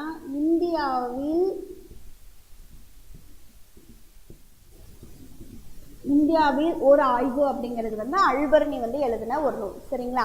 அடுத்து பாத்தீங்க அப்படின்னா இதுதான் வந்து அயல் நாட்டவர்களுடைய குறிப்புகள். முன்னாடி படிச்சோம்ல, அதுக்கப்புறம் சீனர்கள், அடுத்து முகமது ஆசிரியரான அல்பருனி யாரோட காலத்துல வந்தாங்க? முகமது கஜினி காலத்துல. இவங்க வந்து இந்தியாவில் ஒரு ஆய்வு அப்படிங்கிற புத்தகத்துல வந்து நம்மளுடைய நாட்டு வரலாறு, கலாச்சாரம், பண்பாடு இதை பத்தி எல்லாம் சொல்லியிருக்காங்க. அடுத்து என்ன அப்படின்னு பாத்தீங்கன்னா கல்வெட்டு சான்றுகள். கல்வெட்டுக்கள் அப்படின்னாலே உங்களுக்கு தெரியும், இதெல்லாம் வந்து ஓரலாக சொல்லிடுறேன், ரொம்ப முக்கியம்.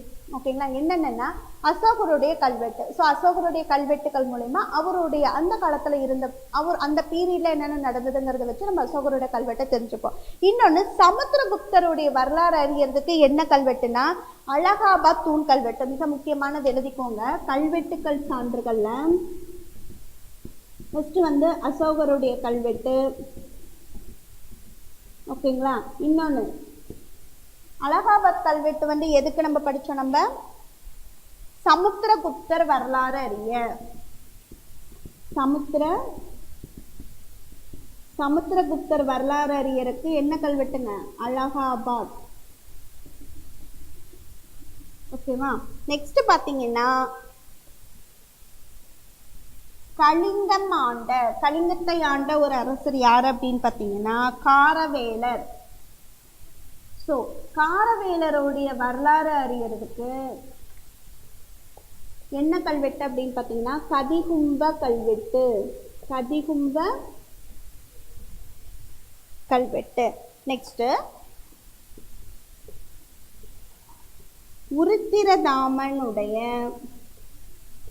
வரலாறு அறியறதுக்கு என்ன கல்வெட்டு அப்படின்னு பார்த்தீங்கன்னா கிர்னார். என்ன கல்வெட்டு? கிர்னார்.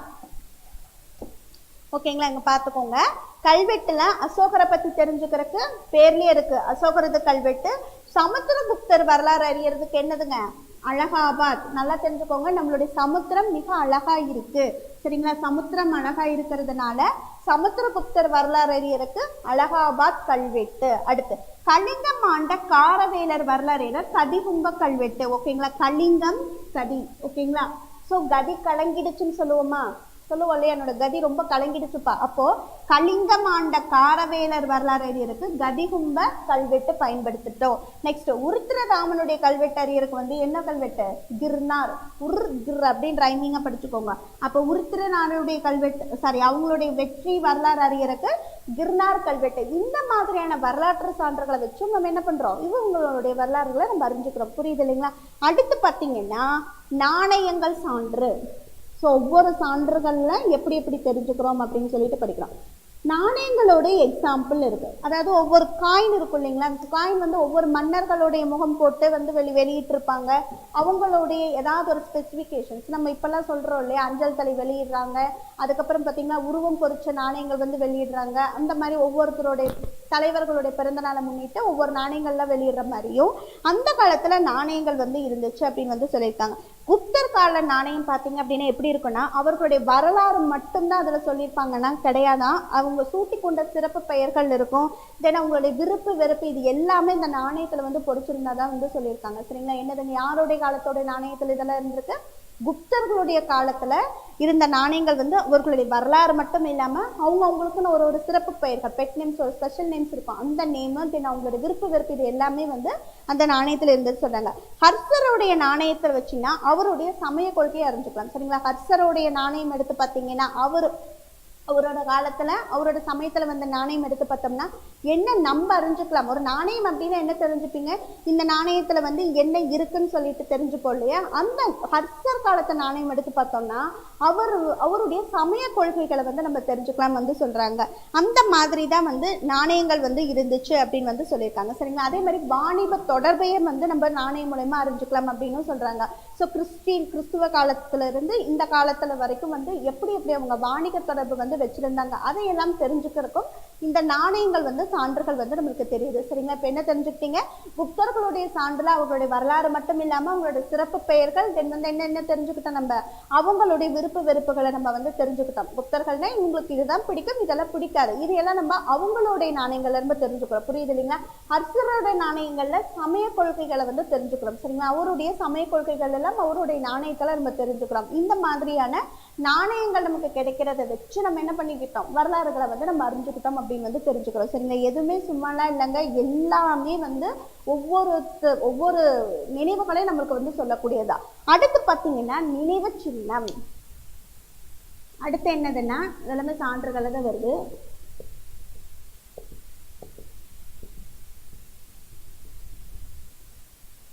நினைவு சின்னம் இந்திய வரலாற்றுல எதுக்காக ஒரு நினைவு சின்னம் அப்படிங்கிறது வந்து வைக்கிறாங்க அப்படின்னா ஒரு சிலதெல்லாம் அழிஞ்சு போயிடும். கரெக்டுங்களா? ஸோ இந்திய வரலாற்றுல சில பகுதியில் வந்து நம்மளுக்கு அறிய முடியாத டைம்ல தான் நம்மளுக்கு என்ன பண்றாங்கன்னா ஒரு நினைவு சின்னத்தை வந்து தேடி போற மாதிரி ஒரு சுச்சுவேஷன் வருது. ஓகேங்களா?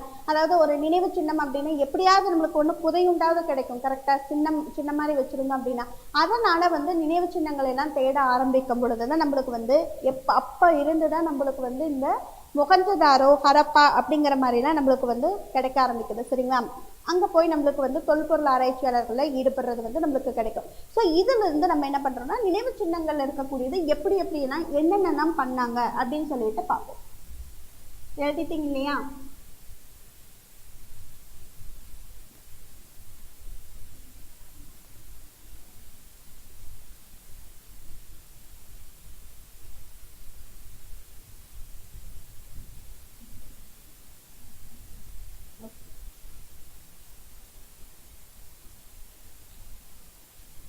சரி, இது எழுதிக்கோங்க. 1922, 23 இந்த காலகட்டத்துல 1922, 23 இந்த காலகட்டத்துல பாத்தீங்கன்னா மொஹஞ்சதாரோவில் வந்து ஒரு முத்திரைகள் வந்து கண்டுபிடிக்கிறாங்க. சரிங்களா? யார் அப்படின்னு பாத்தீங்கன்னா ஆர்டி பானர்ஜி கண்டுபிடிக்கிறாரு. மொஹஞ்சதாரோவில்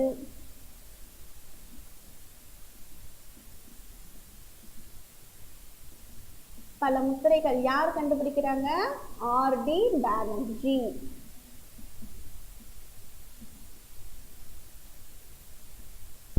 சரிங்களா? இது வந்து இந்த மாதிரி இவர் கண்டுபிடிச்ச புதைப்பொருட்கள் எல்லாம் பார்த்தீங்கன்னா ஒரு வரலாற்று சார்ந்தது, அதாவது வரலாற்றுக்கு முந்தைய காலம், அவங்க அந்த முன்னாடி காலத்தை சார்ந்தது அப்படின்னு வந்து யார் வந்து சொல்றாங்க அப்படின்னு பார்த்தீங்கன்னா சர் ஜான் மார்சல். இவர் தான் வந்து அந்த அப்போது இயக்குனர், அதாவது தொல்பொருள் ஆராய்ச்சியில ஈடுபட்டு இருக்கும்போது அந்த இயக்குனராக இருந்த சர் ஜான் மார்சல் வந்து இந்த உலகிற்கு வந்து உணர்த்திருக்காரு. சரிங்களா? யார் வந்து உலகிற்கு உணர்த்துறாங்க? சர் ஜான் மார்சல் அப்படிங்கிறவர். இந்த கேரக்டர் நேம்ல கொஞ்சம் நல்லா தெரிஞ்சுக்கோங்க. இவர் வந்து இந்த இயக்குனராக இருந்திருக்காரு. அப்போ இந்த காலகட்டத்துல தொல்பொருள் ஆராய்ச்சியில வந்து இயக்குனராக இருந்தவர் யாருங்க? Sir John marshal. மொஹஞ்சதாரோவில் பல முத்திரைகள் வந்து இந்த காலகட்டத்துல கண்டுபிடிச்சவர் யாரு அப்படின்னு பாத்தீங்கன்னா ஆர்டி பானர்ஜி வந்து கண்டுபிடிச்சிருக்காரு. ஓகேங்களா? அடுத்து பழைய கட்டிடம்லாம் எங்க கிடைச்சது? இதெல்லாம் வந்து ஸ்ட்ராட்டஜிக் மாதிரி தான், நீங்க அதெல்லாம் படிச்சுதான் ஆகணும். சரிங்களா? பழைய கட்டடம்லாம் எங்க கிடைச்சது அப்படின்னு பாத்தீங்கன்னா தட்சசீலம் பாடலிபுத்திரம்.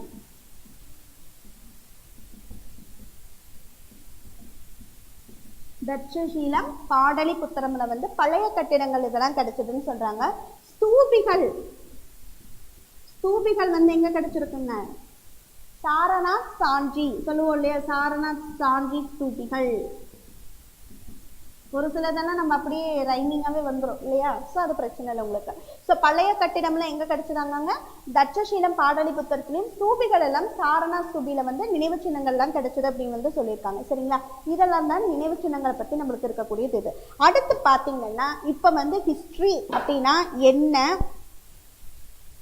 என்னென்ன மாதிரியான முறைகள்ல நம்ம வரலாறு தெரிஞ்சுக்கிறோம்? ஒரு நினைவு சின்னமாகட்டும், ஒரு நாணயங்கள் ஆகட்டும், இல்லை வந்து வேற என்னது கல்வெட்டுகள் ஆகட்டும், அதுக்கப்புறம் வந்து அந்த சமகாலத்து புலவர்கள் வந்து எப்படி அந்த அரசர்களை பத்தி எழுதுனாங்க. ஸோ இதெல்லாமே நம்ம தெரிஞ்சுக்கிட்டோம்.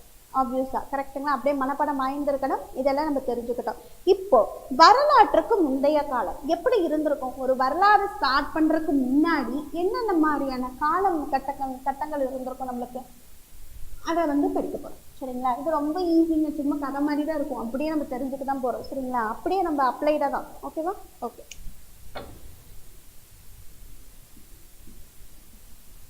வரலாற்றுக்கு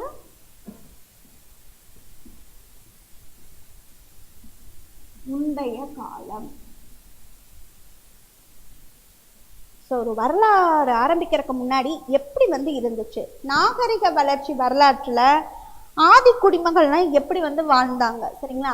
ஆதி காலத்து மனிதர்கள் எப்படி வந்து வாழ்ந்திருப்பாங்க, அதை பத்திலாம் தான் நம்ம படிக்க போறோம்.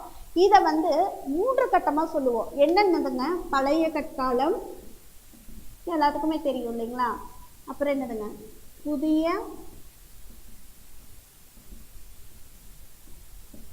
பழைய கற்காலம், புதிய கற்காலம், தென் வந்து உலோக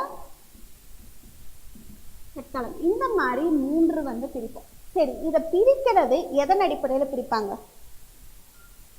யோசிக்கிறீங்களா? எதன் அடிப்படையில் பிரிச்சிருப்பாங்கங்க? இந்த மாதிரி பழைய கற்காலம் இல்லை புதுசு, இது வந்து உலோக கற்காலம்னு எப்படி பிரிச்சிருக்கலாம்? அவங்க வாழ்ந்த நாகரிக முறையா, இல்லை வந்து என்ன எதை அடிப்படையில் பிரிச்சிருப்பாங்க? ஒரு 2 மினிட்ஸ் டைம் தர யோசிங்க பார்க்கலாம்.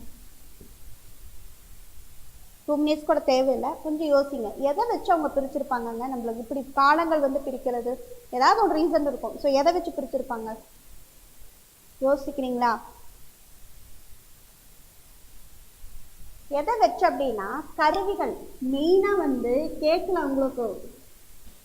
இதெல்லாம் பேசிக் கொஸ்டின் தான். பட் ஆனால் அவங்க இந்த இடத்துல இருந்து நம்ம வந்து ட்விஸ்ட் ஆகிறது இல்லையா? அவங்க ட்விஸ்ட் பண்ணுறதும் இந்த மாதிரி கேள்விகளில் ஒன்றா ரொம்ப டெப்த்து, இல்லைன்னா ரொம்ப பேசிக்கில் தான் அடிவாகும். கரெக்டுங்களா? சரி, ஓகே. கருவிகள் அடிப்படையில் தான் வந்து இந்த காலங்களை வந்து பிரிக்கிறாங்க. எப்படின்னா பழைய கற்காலம், புதிய கற்காலம், உலோக கற்காலம். ஒன்றுமே இல்லைங்க. அந்த காலத்து மக்கள் வந்து என்னென்ன மாதிரியான கருவிகளை வந்து யூஸ் பண்ணாங்களோ அதை வச்சுட்டு தான் பிரிச்சிருக்காங்க. சரிங்களா? என்னன்னா பழைய கற்காலம்னு என்னன்னா ரொம்ப பழசு. கற்காலம்னு என்னதுங்க?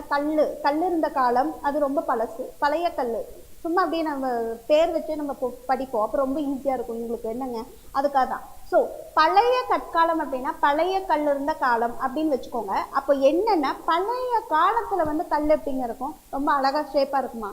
இருக்காது இல்லையா? ஸோ ஒரு கோணமானலா இல்லை ஒரு பார்த்தாலே ஒரு இருக்கும், ஆனால் வந்து ஒரு ஷேப்பாக இருக்கிறதோ இல்லை வந்து ரொம்ப ஷார்ப்னஸ் பண்ணி கொடுக்கறதோ அந்த மாதிரிலாம் இருக்காது இல்லைங்களா? அதுதான் பழைய கல்லும்போம். புதிய கல்னா என்ன அர்த்தம்? கொஞ்சம் அந்த கல்லை வந்து மாடர்ன் படுத்துவாங்க, அதாவது கொஞ்சம் அழகுப்படுத்துறது, இல்லை அந்த கல்லை செதுக்கி ஏதாவது ஒன்று சிலைகளை வடிவமைக்கிறது, அந்த மாதிரி புதுசாக ஏதாவது ஒன்று ட்ரை பண்ணி. நான் வந்து பேர் வச்சு சொல்லிட்டு இருக்கிறதுங்க உங்களுக்கு புரியறதுக்காக. சரிங்களா?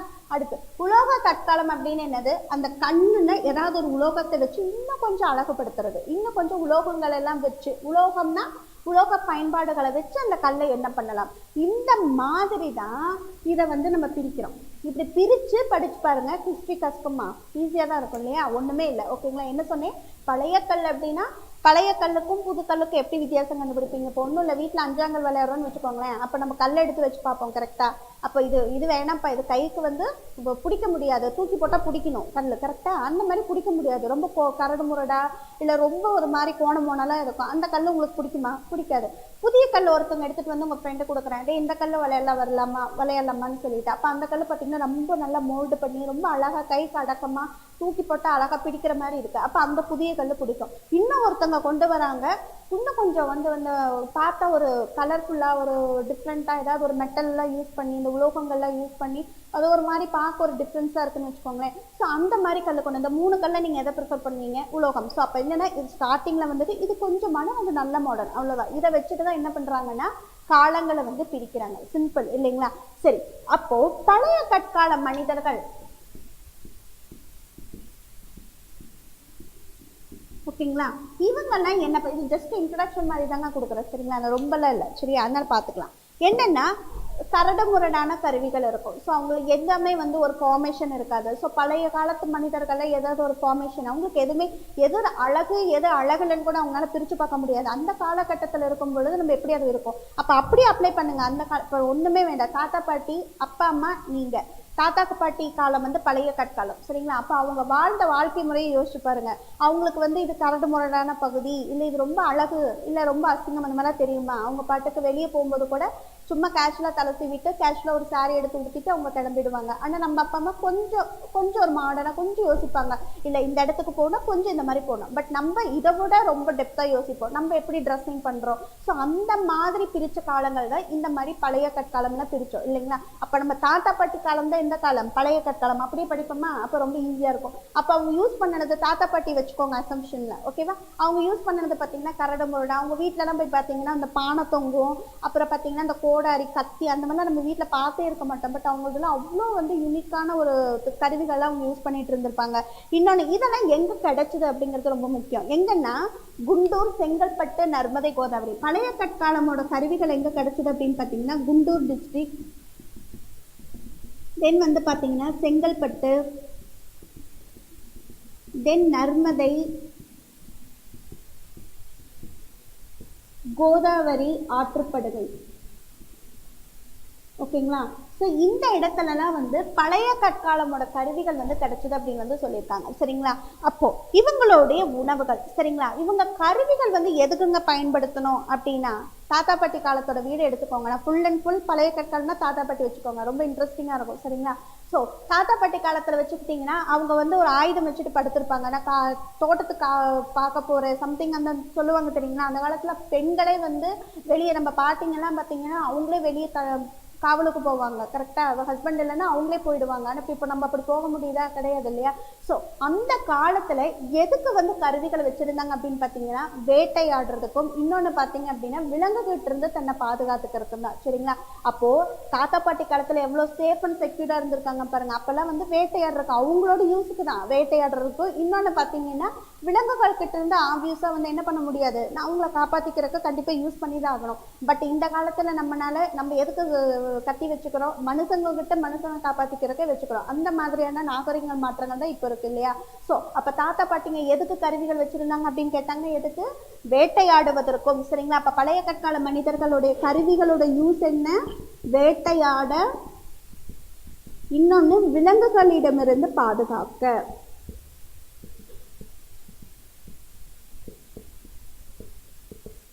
புரியுதுங்களா?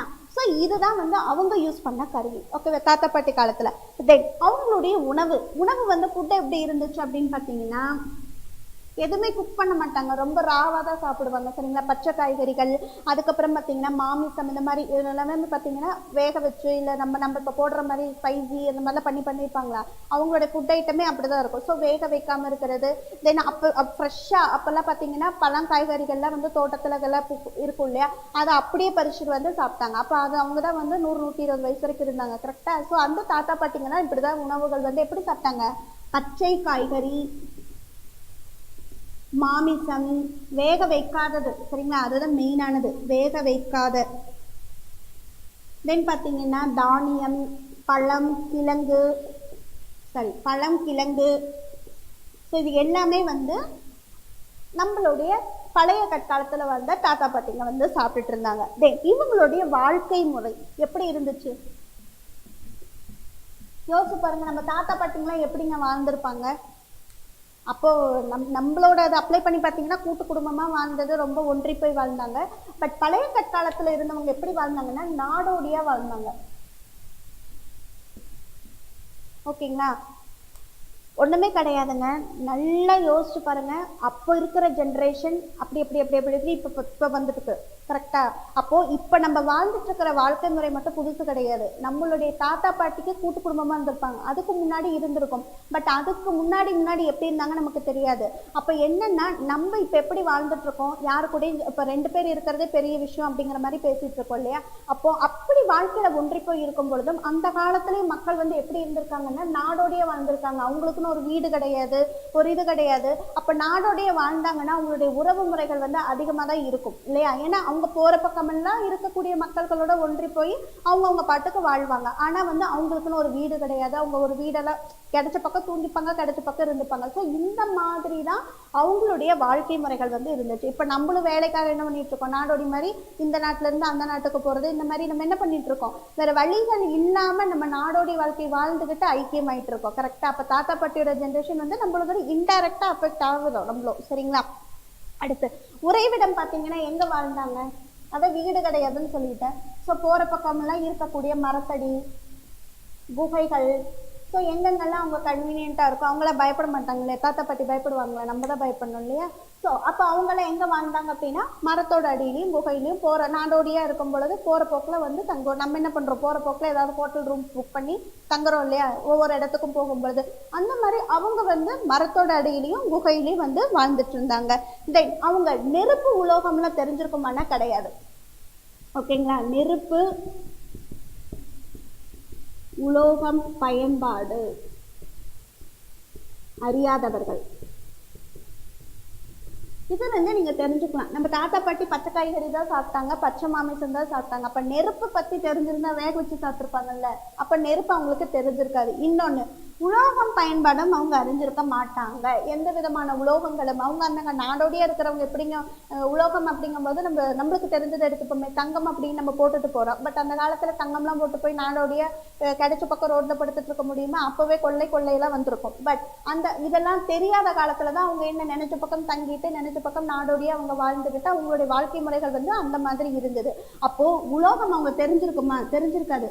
ஃபுல்லா நீங்க இப்படி அப்ளை பண்ணி படிச்சீங்கன்னா நீங்களே அவங்க கூற்று காரணம் கொடுத்துருந்தா கூட நீங்க ஓனா அப்ளை பண்ணி அந்த இடத்துல எடுக்க முடியும். ஏன்னா அவங்களோட வாழ்க்கை முறைகள் நம்ம அப்ளை பண்ணி பார்க்கும் பொழுது உங்களுக்கு புரியும். சரிங்களா? அப்போ உலோகம் தெரிஞ்சிருந்தா அவங்களால நாடோடய வாழ முடியுமா? இல்ல மரத்தோட அடியில போய் தூங்க முடியுமா? முடியாது. தங்கம் இதெல்லாம் போட்டு போய் அவங்க இருக்க முடியுமா? முடியாது இல்லைங்களா? அப்போ உலோகம் பயன்பாடு அவங்களுக்கு தெரிஞ்சிருக்குமா? தெரிஞ்சிருக்காது. அப்ப தாத்தா பாட்டி பழைய காலத்துல இருக்கிறவங்களுக்கு இதெல்லாம் தெரிஞ்சிருக்காது அப்படிங்கறத தெரிஞ்சுக்கலாம். அடுத்து பாத்தீங்கன்னா விவசாயம் பண்ண தெரியாது. விவசாயம் கூட தெரியாது அவங்களுக்கு. சரிங்களா? நாடோடியா வாழ்றாங்க அப்படிங்கும் பொழுது நாடோடி மக்கள் விவசாயம் ரொம்ப யூஸ்ஃபுல்லான ஒரு விஷயம். இப்போ நம்ம டிஸ்கஸ் பண்ணலாம் பாருங்க. விவசாயம் தெரிஞ்சிருப்போ நம்ம ஃபேமிலி இருக்குன்னு வச்சுக்கோங்களேன், உங்களுடைய குலத்தொழில் வந்து விவசாயமா இருக்கு. அப்போ உங்க அப்பா அம்மாவோ உங்க தாத்தா பாட்டியோ அந்த இடத்த விட்டு வேற இடத்துக்கு நீங்க உங்களுக்கு சென்னையில வேலை கிடைக்குது நீங்க போதுன்னு வருவாங்களா? ஐயோ நான் விவசாயம் என்னோட நிலத்துல வந்து இது போட்டிருக்கேன், நான் எப்படி வருவேன் அப்படின்பாங்க. ஒரே ஒரு வார்த்தை, இவங்க எப்படி வாழ்றாங்க அந்த காலத்து மக்கள்? நாடோடியா வாழ்றாங்க. அப்படின்னு என்ன அர்த்தம்? அவங்களுக்கு நிலையான இடம் கிடையாது. அவங்க விவசாயம்லாம் பார்த்துருந்தாங்கன்னா நாடோடியா வாழ முடியுமா? அவங்களால முடியாது இல்லைங்களா? அப்ப எப்படி வாழ்றாங்க? விவசாயங்கள்லாம் தெரியாது அவங்களுக்கு. ஸோ என்ன அது விவசாயம்? நம்ம ஏதோ ஒரு பக்கம் கிடைக்குது பூ பழம் நம்ம சாப்பிடுவோம், நமக்கு தேவையானது போற பக்கம் கிடைக்குது சாப்பிட்டுக்கலாம். நம்மளுக்கு எதுக்கு ஒரு விவசாயம் பண்ணி அதை பார்த்துக்கிட்டு நம்ம ஒரு இடத்துல உட்காந்துக்கிட்டு அதுக்கு தனியா வீடு கட்டினது அவங்களுக்கு எதுவுமே தெரியாது. அப்ப எப்படி அவங்க இடத்துல இருப்பாங்க? கரெக்டுங்களா? அப்ப இந்த நாடோடிங்கிற வார்த்தைகளை வச்சுக்கிட்டே அவங்களுக்கு இது தெரிஞ்சிருக்குமான்னு கேட்டா நீங்க அப்ளை பண்ணி பாருங்க. விவசாயம் தெரிஞ்சிருக்குமா? நாடோடிங்கும் பொழுது ஒரு இடத்த விட்டு இன்னொரு இடத்துக்கு ஓடுறதுங்க. அப்ப அப்படி ரெகுலரா போயிட்டு இருக்கும் போது எப்படி அவங்களால ஒரு 6 மாசம் 5 மாசம் கூட ஒரு இடத்துல அவங்க நிலையா இருக்க மாட்டாங்க. அப்படியே சும்மா நினைச்ச பாக்கல எந்திரிப்பாங்க, நடப்பாங்க, கொஞ்சம் 2 நாள் ரெஸ்ட் எடுப்பாங்க, போவாங்க. அப்படி இருக்கும்போது அவங்களால விவசாயம் மேற்கொண்டிருக்க முடியுமா? முடியாது. அப்ப அப்ளை பண்ணி ஹிஸ்டரி எழுதி பாருங்க. இந்த ஆப்ஷன் தான் நீங்க அழகா சூஸ் பண்ணலாம். புரியுது இல்லைங்களா? அடுத்து வேற என்ன? மண்பாண்டம் செய்யவும் எதுவுமே தெரியாது அப்படின்னு வந்து சொல்லியிருக்காங்க. இப்படிதான் வந்து பழைய கற்கால மனிதர்கள் இருந்தாங்க. கதை ஈஸியா இருக்கா? சரி, பழைய கற்கால மனிதர்களை வந்து நம்ம யாரும் படிச்சோம்? தாத்தா பாட்டி. தாத்தா பாட்டிங்கும் பொழுது அவங்க எப்படி எல்லாம் இருந்தாங்க.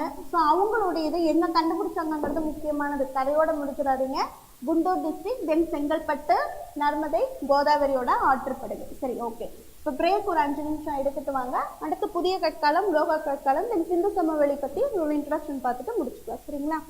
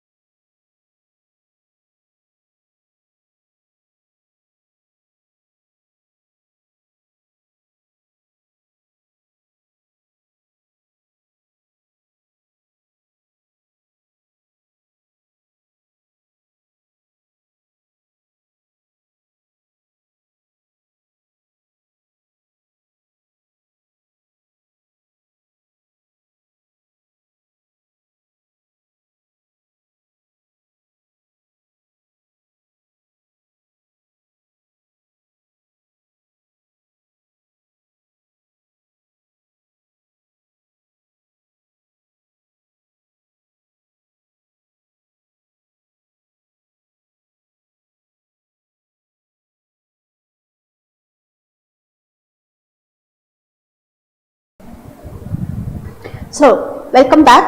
ஸோ இப்போ நம்ம அடுத்து என்னன்னு பார்த்தீங்க அப்படின்னா புதிய கற்காலம் வந்து பார்க்க போறோம். சரிங்களா? ஸோ புதிய கற்காலம் அப்படிங்கும் பொழுது நம்ம என்னென்ன நம்ம தாத்தா பாட்டி காலம் முடிஞ்சிருச்சு. அடுத்த காலம் என்னவா இருக்கும்? நம்மளுடைய அப்பா அம்மா காலம். ஓகேங்களா? ஸோ நம்ம அப்பா அம்மாவோட காலத்துல தான் நம்ம வந்து இந்த புதிய கற்காலத்தை பற்றி படிக்க போறோம். ஸோ தாத்தா பாட்டிக்கும் அப்பா அம்மாவுக்கும் பெரிய டிஃபரன்ஸ் இருக்காது.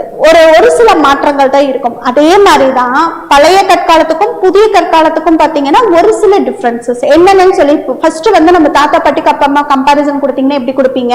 தாத்தா பாட்டிங்கள் வந்து ஒண்ணுமே தெரியாது, சும்மா அவங்க பாட்டுக்கு இருப்பாங்க. நம்ம அப்பா அம்மாங்களுக்கு வந்து ஓரளவுக்கு தெரியும் இல்லைங்களா? ஸோ ஒரு ஃபுட் அப்படின்னா கொஞ்சம் வந்து பாயில் பண்ணி சாப்பிடலாம்.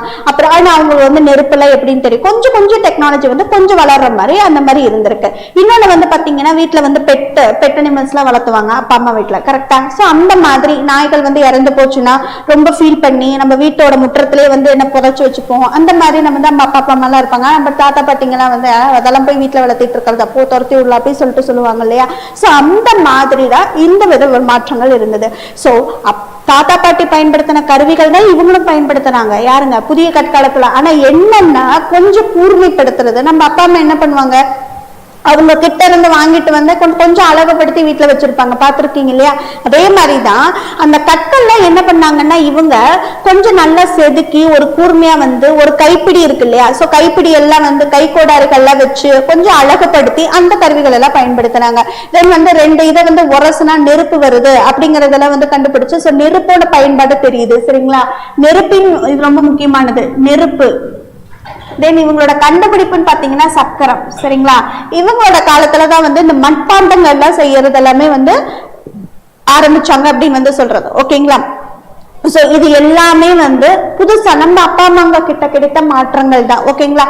அடுத்து இவங்களுக்கு விவசாயம் வந்து அறிஞ்சிருப்பாங்க. கண்டிப்பா நம்ம தாத்தா பாட்டிகள் தான் நாடோடய வந்தாங்க. பட் இவங்களுக்கு வந்து விவசாயம் வந்து அறிஞ்சிருந்தாங்க. இன்னொன்னு பாத்தீங்கன்னா இவங்களோட ஃபுட்டு, விவசாயம் தெரிஞ்சிருந்தாங்க அப்படின்னாலே உங்களுடைய ஃபுட்டு வந்து வேக வைத்ததா தான் இருக்கும் இல்லையா? அப்ப வேக வைத்தது எல்லாமே இவங்க என்ன பண்ணாங்கன்னா சாப்பிட்டாங்க. தென் வந்து என்னன்னா இவங்களுடைய ஆயுதம் வந்து சொல்லிட்டோம் இல்லையா? ஆயுதம் வந்து என்னதுங்க? பளபளப்பா கூர்மையா கை கோடாரி மாதிரி இருக்குதுன்னு வந்து சொல்லியிருக்கீங்க. நெக்ஸ்ட் இவங்களுடைய உணவு என்னன்னு பாத்தீங்கன்னா பால், தேனு. ஓகேவா? அதுக்கப்புறமா பாத்தீங்கன்னா காய்கறி,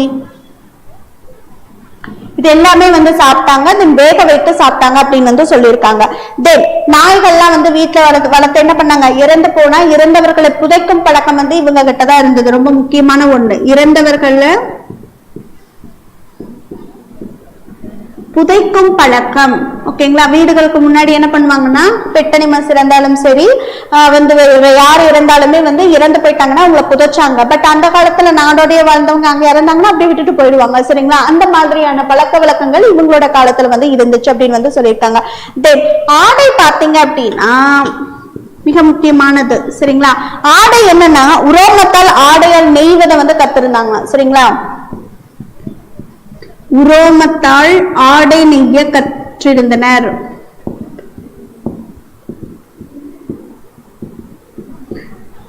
வெரி சிம்பிள். தாத்தா பாட்டிங்களுக்கு எதுவுமே தெரியாது. பட் நம்ம அப்பா அம்மாவுக்கு வந்து ஏதாவது ஒண்ணு தெரிஞ்சிருக்கும். அப்பாவுக்கு ஒரு விவசாயம் தெரிஞ்சிருந்தா அம்மா வந்து வீட்டுல துணி நெய்வாங்க, இல்ல நெசவாளர்கள்லாம் இருப்பாங்க இல்லையா?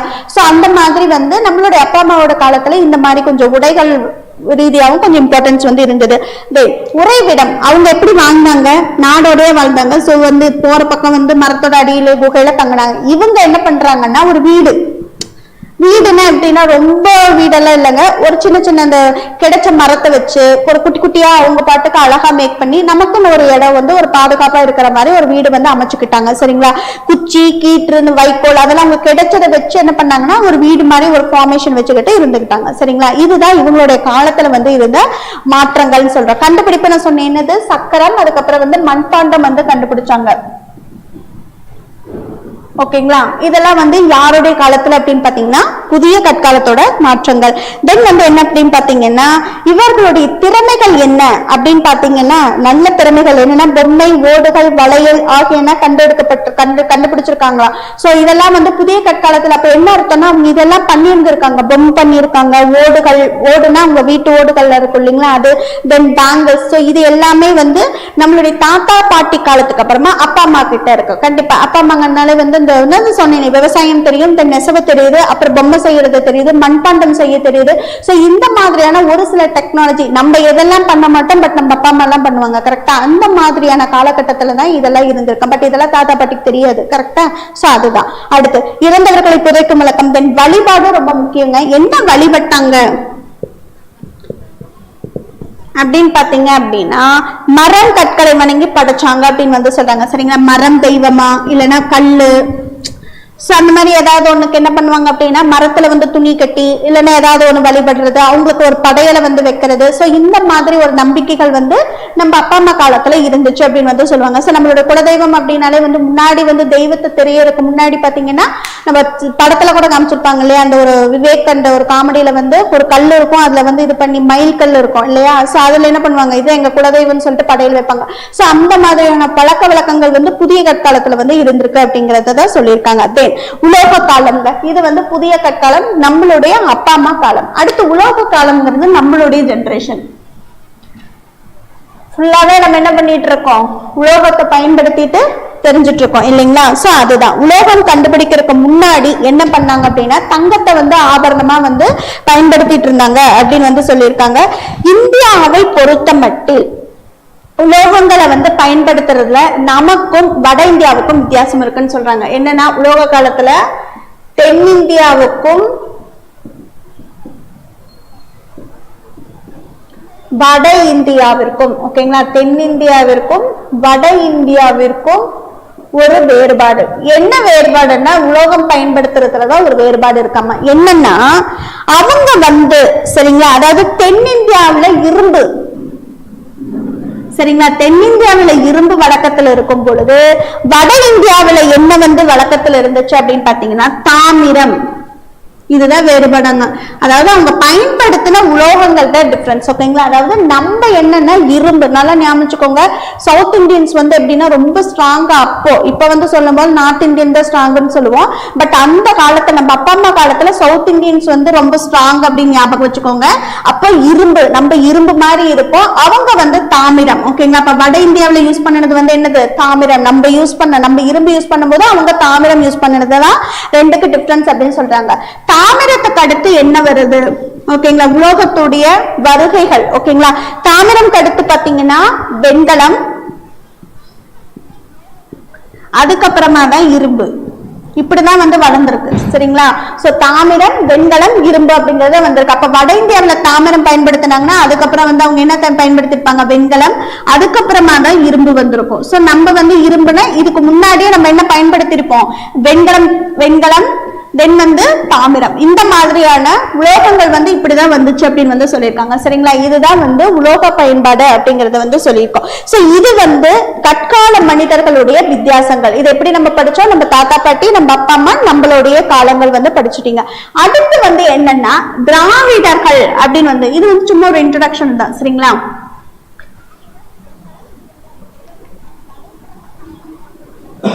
ஓகே, சரி, திராவிடர்கள்னா யாருங்க?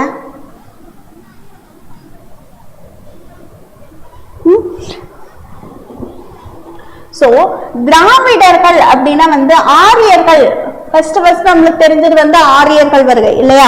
சோ ஆரியர்கள் வந்து வர்றதுக்கு முன்னாடியே திராவிடர்கள் வந்து அவங்களுடைய பண்பாட்டுல வந்து திளைச்சிருந்தது எது அப்படின்னா நம்மளுடைய திராவிட பண்பாடு அப்படின்னு வந்து சொல்லியிருக்காங்க. ஆரியர்களோட படையெடுப்பு, ஆரியர்கள் வந்து படையெடுத்தாங்க இல்லைங்களா, அது எல்லாமே வந்து யாருடையது அப்படின்னா திராவிடர்களுடையதுதான். அவங்களுடைய வீடு, அவங்களுடைய நிலம். சோ அந்த திராவிடர்கள் வந்து அதுக்கு முன்னாடியே வந்துட்டாங்க, அவங்க வந்து வாழ்ந்துட்டு இருந்தாங்க அப்படிங்கறது வந்து ஒரு வரலாற்று ரீதியான ஒரு உண்மை அப்படின்னு வந்து சொல்றாங்க. சரி, திராவிடர்களை எங்கிருந்தெல்லாம் வந்தாங்க அப்படின்னு சொல்லிட்டு ஒவ்வொருத்தரும் ஒவ்வொரு ஹிஸ்டரினால அப்படிதான் இல்லைங்களா.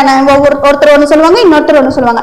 ஒருத்தர் வந்து என்ன சொல்றாருன்னா, இவங்க திராவிடர்கள் எல்லாமே எகிப்துல இருந்து வந்தாங்க. எங்கிருந்து வந்தாங்கன்னு சொல்றாங்க, எகிப்துல இருந்து வந்தாங்க அப்படின்னு வந்து யார் சொல்றாங்கன்னா எலியட் ஸ்மித். ஓகேங்களா. சோ திராவிடர்களுடைய பூர்வீகத்தை பத்தி சொல்றாங்க. இவங்க வந்து எகிப்திலிருந்து வந்தவர்கள். சரிங்களா. எகிப்திலிருந்து வந்தவர்கள் தான் திராவிடர்கள் அப்படின்னு யாரு சொல்றா, எலியட் ஸ்மித்.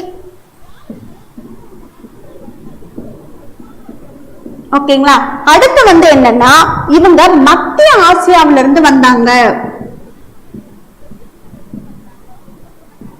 மத்திய ஆசியாவிலிருந்து வந்தவர்கள் அப்படின்னு யாரு சொல்றா அப்படின்னு பாத்தீங்கன்னா கால்டுவெல். எழுதிக்கோங்க அப்படின்னு நான் சொல்றேன், அப்புறம் ஈஸியா ஞாபகம் வச்சுக்கிற மாதிரி சொல்றேன். சரி, அடுத்து மத்திய தரைக்கடல் பகுதியிலிருந்து கிழக்கு நோக்கி, ஓகேங்களா, மத்திய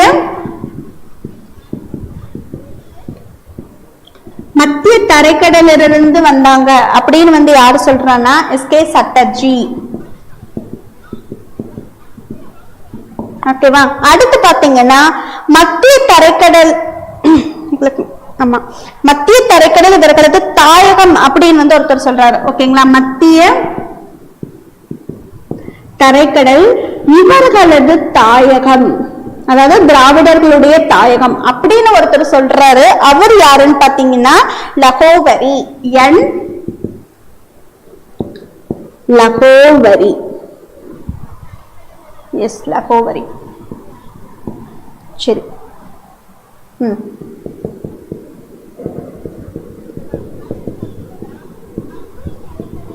நெக்ஸ்ட், இது ஏன் மத்திய ஆசியான்னு சொல்லியிருக்காங்க அப்படின்னு பாத்தீங்கன்னா மொழி சேம். ஓகே, லிசன் பண்ணுங்க, அப்புறமா நம்ம எழுதிக்கலாம். சரிங்களா. என்ன சொல்றாங்க அப்படின்னு பாத்தீங்கன்னா திராவிடர்கள் ஒருத்தர் சொல்றாங்க இவங்களுடைய பூர்வீகம் என்ன ஆகுதுன்னா டிஃபர் ஆகுது அப்படின்னு சொல்லிட்டு ஒவ்வொருத்தர் சொல்றாங்க. என்னன்னா திராவிடர்கள் எங்கிருந்து வந்தாங்கன்னு ஃபர்ஸ்ட் சொல்றாருன்னா எகிப்துல இருந்து தான் அவங்க வந்திருக்காங்கப்பா அப்படின்னு சொன்னது யாரு? Elliot Smith. ஓகேங்களா. யார் சொல்றா? எலியட் ஸ்மித் சொல்லியிருக்காரு. இன்னொன்னு, இவங்க மத்திய ஆசியாவில இருந்து வந்தாங்க அப்படின்னு சொல்லிட்டு யார் சொல்றாரு? கால்டுவெல் சொல்றாரு. ஓகேங்களா. கால்டுவெல் என்ன சொல்றாரு? இவங்க எல்லாமே மத்திய ஆசியாவில இருந்து வந்தவங்க அப்படின்னு சொல்லியிருக்காரு. ஏன் அப்படின்னா மத்திய ஆசியாவில் இருக்கக்கூடிய மக்கள்களும் இவங்க பேசக்கூடிய மொழி சேமா இருக்கு. ஏதாவது ஒரு கம்பாரிசன் வச்சுதானே நம்ம சொல்லணும். ஏன் கேட்பாருல, இவர் கேட்பாருல, எப்படி நீ சொல்ற, எப்படிப்பா அவங்க எல்லாம் ஒண்ணும் சொல்ற அப்படின்னு சொன்னா அவங்க பேசக்கூடிய மொழியும் இவங்க பேசக்கூடிய மொழியும் ஒரே மாதிரி இருக்கு. சோ அதனால இவங்க மத்திய ஆசியால இருந்து தான் வந்திருக்கணும் அப்படின்னு சொல்லிட்டு யார் சொல்றா? கால்டுவெல் சொல்றாரு. இல்ல, இவங்க மத்திய தரைக்கடல இருந்து கிழக்கு நோக்கி வந்திருக்காங்க அப்படின்னு யார் சொல்றாருன்னா எஸ்கே சட்டர்ஜி சொல்றாரு. ஒவ்வொருத்தரும் ஒவ்வொரு விதமா சொல்றாங்க. இல்லப்பா, மத்திய தரைக்கடல இருந்து கிழக்கு நோக்கி வந்தாங்கன்னு சொல்றாங்க. மத்திய தரைக்கடல் தான் இவர்களுடைய தாயகமே, திராவிடர்களோட தாயகமே மத்திய தரைக்கடல் தான் ஒருத்தர் அடிச்சு சொல்றாரு. யாருன்னா என் லகோவரி சொல்றாரு. இவர் ஏன் அப்படி அடிச்சு சொல்றாருன்னா மத்திய தரைக்கடல் இருந்த மக்கள்களும் சரி திராவிடர்களுடைய மக்கள்களும் பாத்தீங்கன்னா அவங்களுடைய பண்பாடு, அதாவது கலாச்சாரம், அவங்க பழக்க வழக்கங்கள், இன்னொன்னு உடல் அமைப்பு, அவங்களுடைய உடல்கள் பார்த்தாலும் இவங்களுடைய உடல் அமைப்பு சொல்லுவோம்ல, கருப்பினர்கள் வெள்ளையர்கள் தான் உடல் அமைப்பு வச்சு சொல்றோம். அந்த அமைப்புகள் மாதிரி உடல் அமைப்புகள் எல்லாம் வச்சு பார்க்கும் பொழுது இவங்க எல்லாம் சேமா இருக்காங்க. சோ அதனால இவங்க மத்திய தரைக்கடல் தான் கண்டிப்பா இவர்களுடைய தாயகம் அப்படின்னு யார் சொல்றா? லகோவரி. இந்த மாதிரி ஒவ்வொருத்தரும் திராவிடர்களை பத்தி சொன்னாங்க. சரிங்களா. அப்ப ஆரியர்களுக்கு முன்னாடி வந்தவங்க யாருங்க? திராவிடர்கள் தான். புரியுங்க. இது ஈஸியா அமைச்சுக்க சொல்றேன் பாருங்க. எகிப்துல இருந்து இவங்க வந்தாங்கன்னு சொல்லிட்டு யார் சொல்ற? Elliot Smith. ஓகேங்களா. எகி எலி ரைமிங்கா வருது இல்லையா? சோ எகி எலி ஞாபகம் வச்சுக்கோங்க. அடுத்து இன்னொன்னு மத்திய ஆசியாவில் இருந்து அப்படின்னு யார் சொல்ற? கால்டுவெல். நம்மளுடைய கால் ஒரு இடத்துல போகும்போது மத்தி சென்டர்ல தான் போகணும். கோணமனையா போனா கீழே விழுந்துருவாங்க. கரெக்டா? அப்ப மத்தியில காலு, புரியுதா? அப்ப மத்திய ஆசியாவில இருந்து யார் சொல்றா? கால்டுவெல். அடுத்து மத்திய தரைக்கடலில் இருந்து சட்டர்ஜி. இது எப்படி அமைச்சுக்கலாம்னா மத்தியில, அதாவது தரையோட மத்தியில போயிட்டு இருக்கீங்க, சட்டுன்னு போயிடணும். ஓகேங்களா. தரையில நம்ம போயிட்டு இருக்கோம் சென்டர், அப்ப சட்டுன்னு போயிடணும், இல்லைன்னா ஏதாவது ஒரு ஆக்சிடென்ட் ஆயிரும். ஞாபகம் வைங்க. அப்ப மத்திய தரையிலிருந்து போறது எஸ்கே சட்டர்ஜி. நெக்ஸ்ட், மத்திய தரைக்கடல் இவர்களுடைய தாயகம் அப்படின்னு சொல்றாரு லக்கோவரி. இவர் சொல்றாரு தரைதான் இவங்களுடைய தாயகம். லக்கா போச்சு இல்லையா? சோ தரை இவங்களுக்கு தாயகமா இருக்குன்னா ஒரு லக்கு இல்லையா? அவங்களுக்கு கிடைச்ச ஒரு லக்கு. அப்போ லக்கோவரி அப்படின்னு ஞாபகம் வச்சுக்கோங்க. சோ நான் இன்னொரு டைம் ரிப்பீட் பண்ணுங்க. எகி எலி. சோ எகிப்துல இருந்து வந்தாங்கன்னு சொல்லிட்டு யார் சொல்றா? எலியட். மத்திய ஆசியா என் கூட அப்படியே டிராவல் பண்ணுங்க, அதாவது லிங்கோட. மத்திய ஆசியா அப்படின்னா மத்தியில நம்மளுடைய காலு. So Caldwell. மத்திய தரை. சோ மத்தி, அதாவது தரையோட மத்தியில நம்ம போகும்பொழுது சட்டுன்னு போயிடணும், சட்டர்ஜி. மத்திய தரைக்கடல் இவர்களுடைய தாயகம். அப்ப நம்மளோட தாயகமே நம்மளுடைய தரையா. சோ லக்கு தான். சோ லக்கோவரி. புரியுது இல்லைங்களா? சோ இந்த மாதிரி ஒவ்வொருத்தரும் சொல்றாங்க. இன்னொன்னு ஒன்னே ஒண்ணு இருக்கு, மறந்துட்டேன். மொசபடோமியாவை சார்ந்தவர்கள் திராவிடர் அப்படின்னு ஒருத்தர் சொல்றாரு. ஒன்னே ஒண்ணு லாஸ்ட்.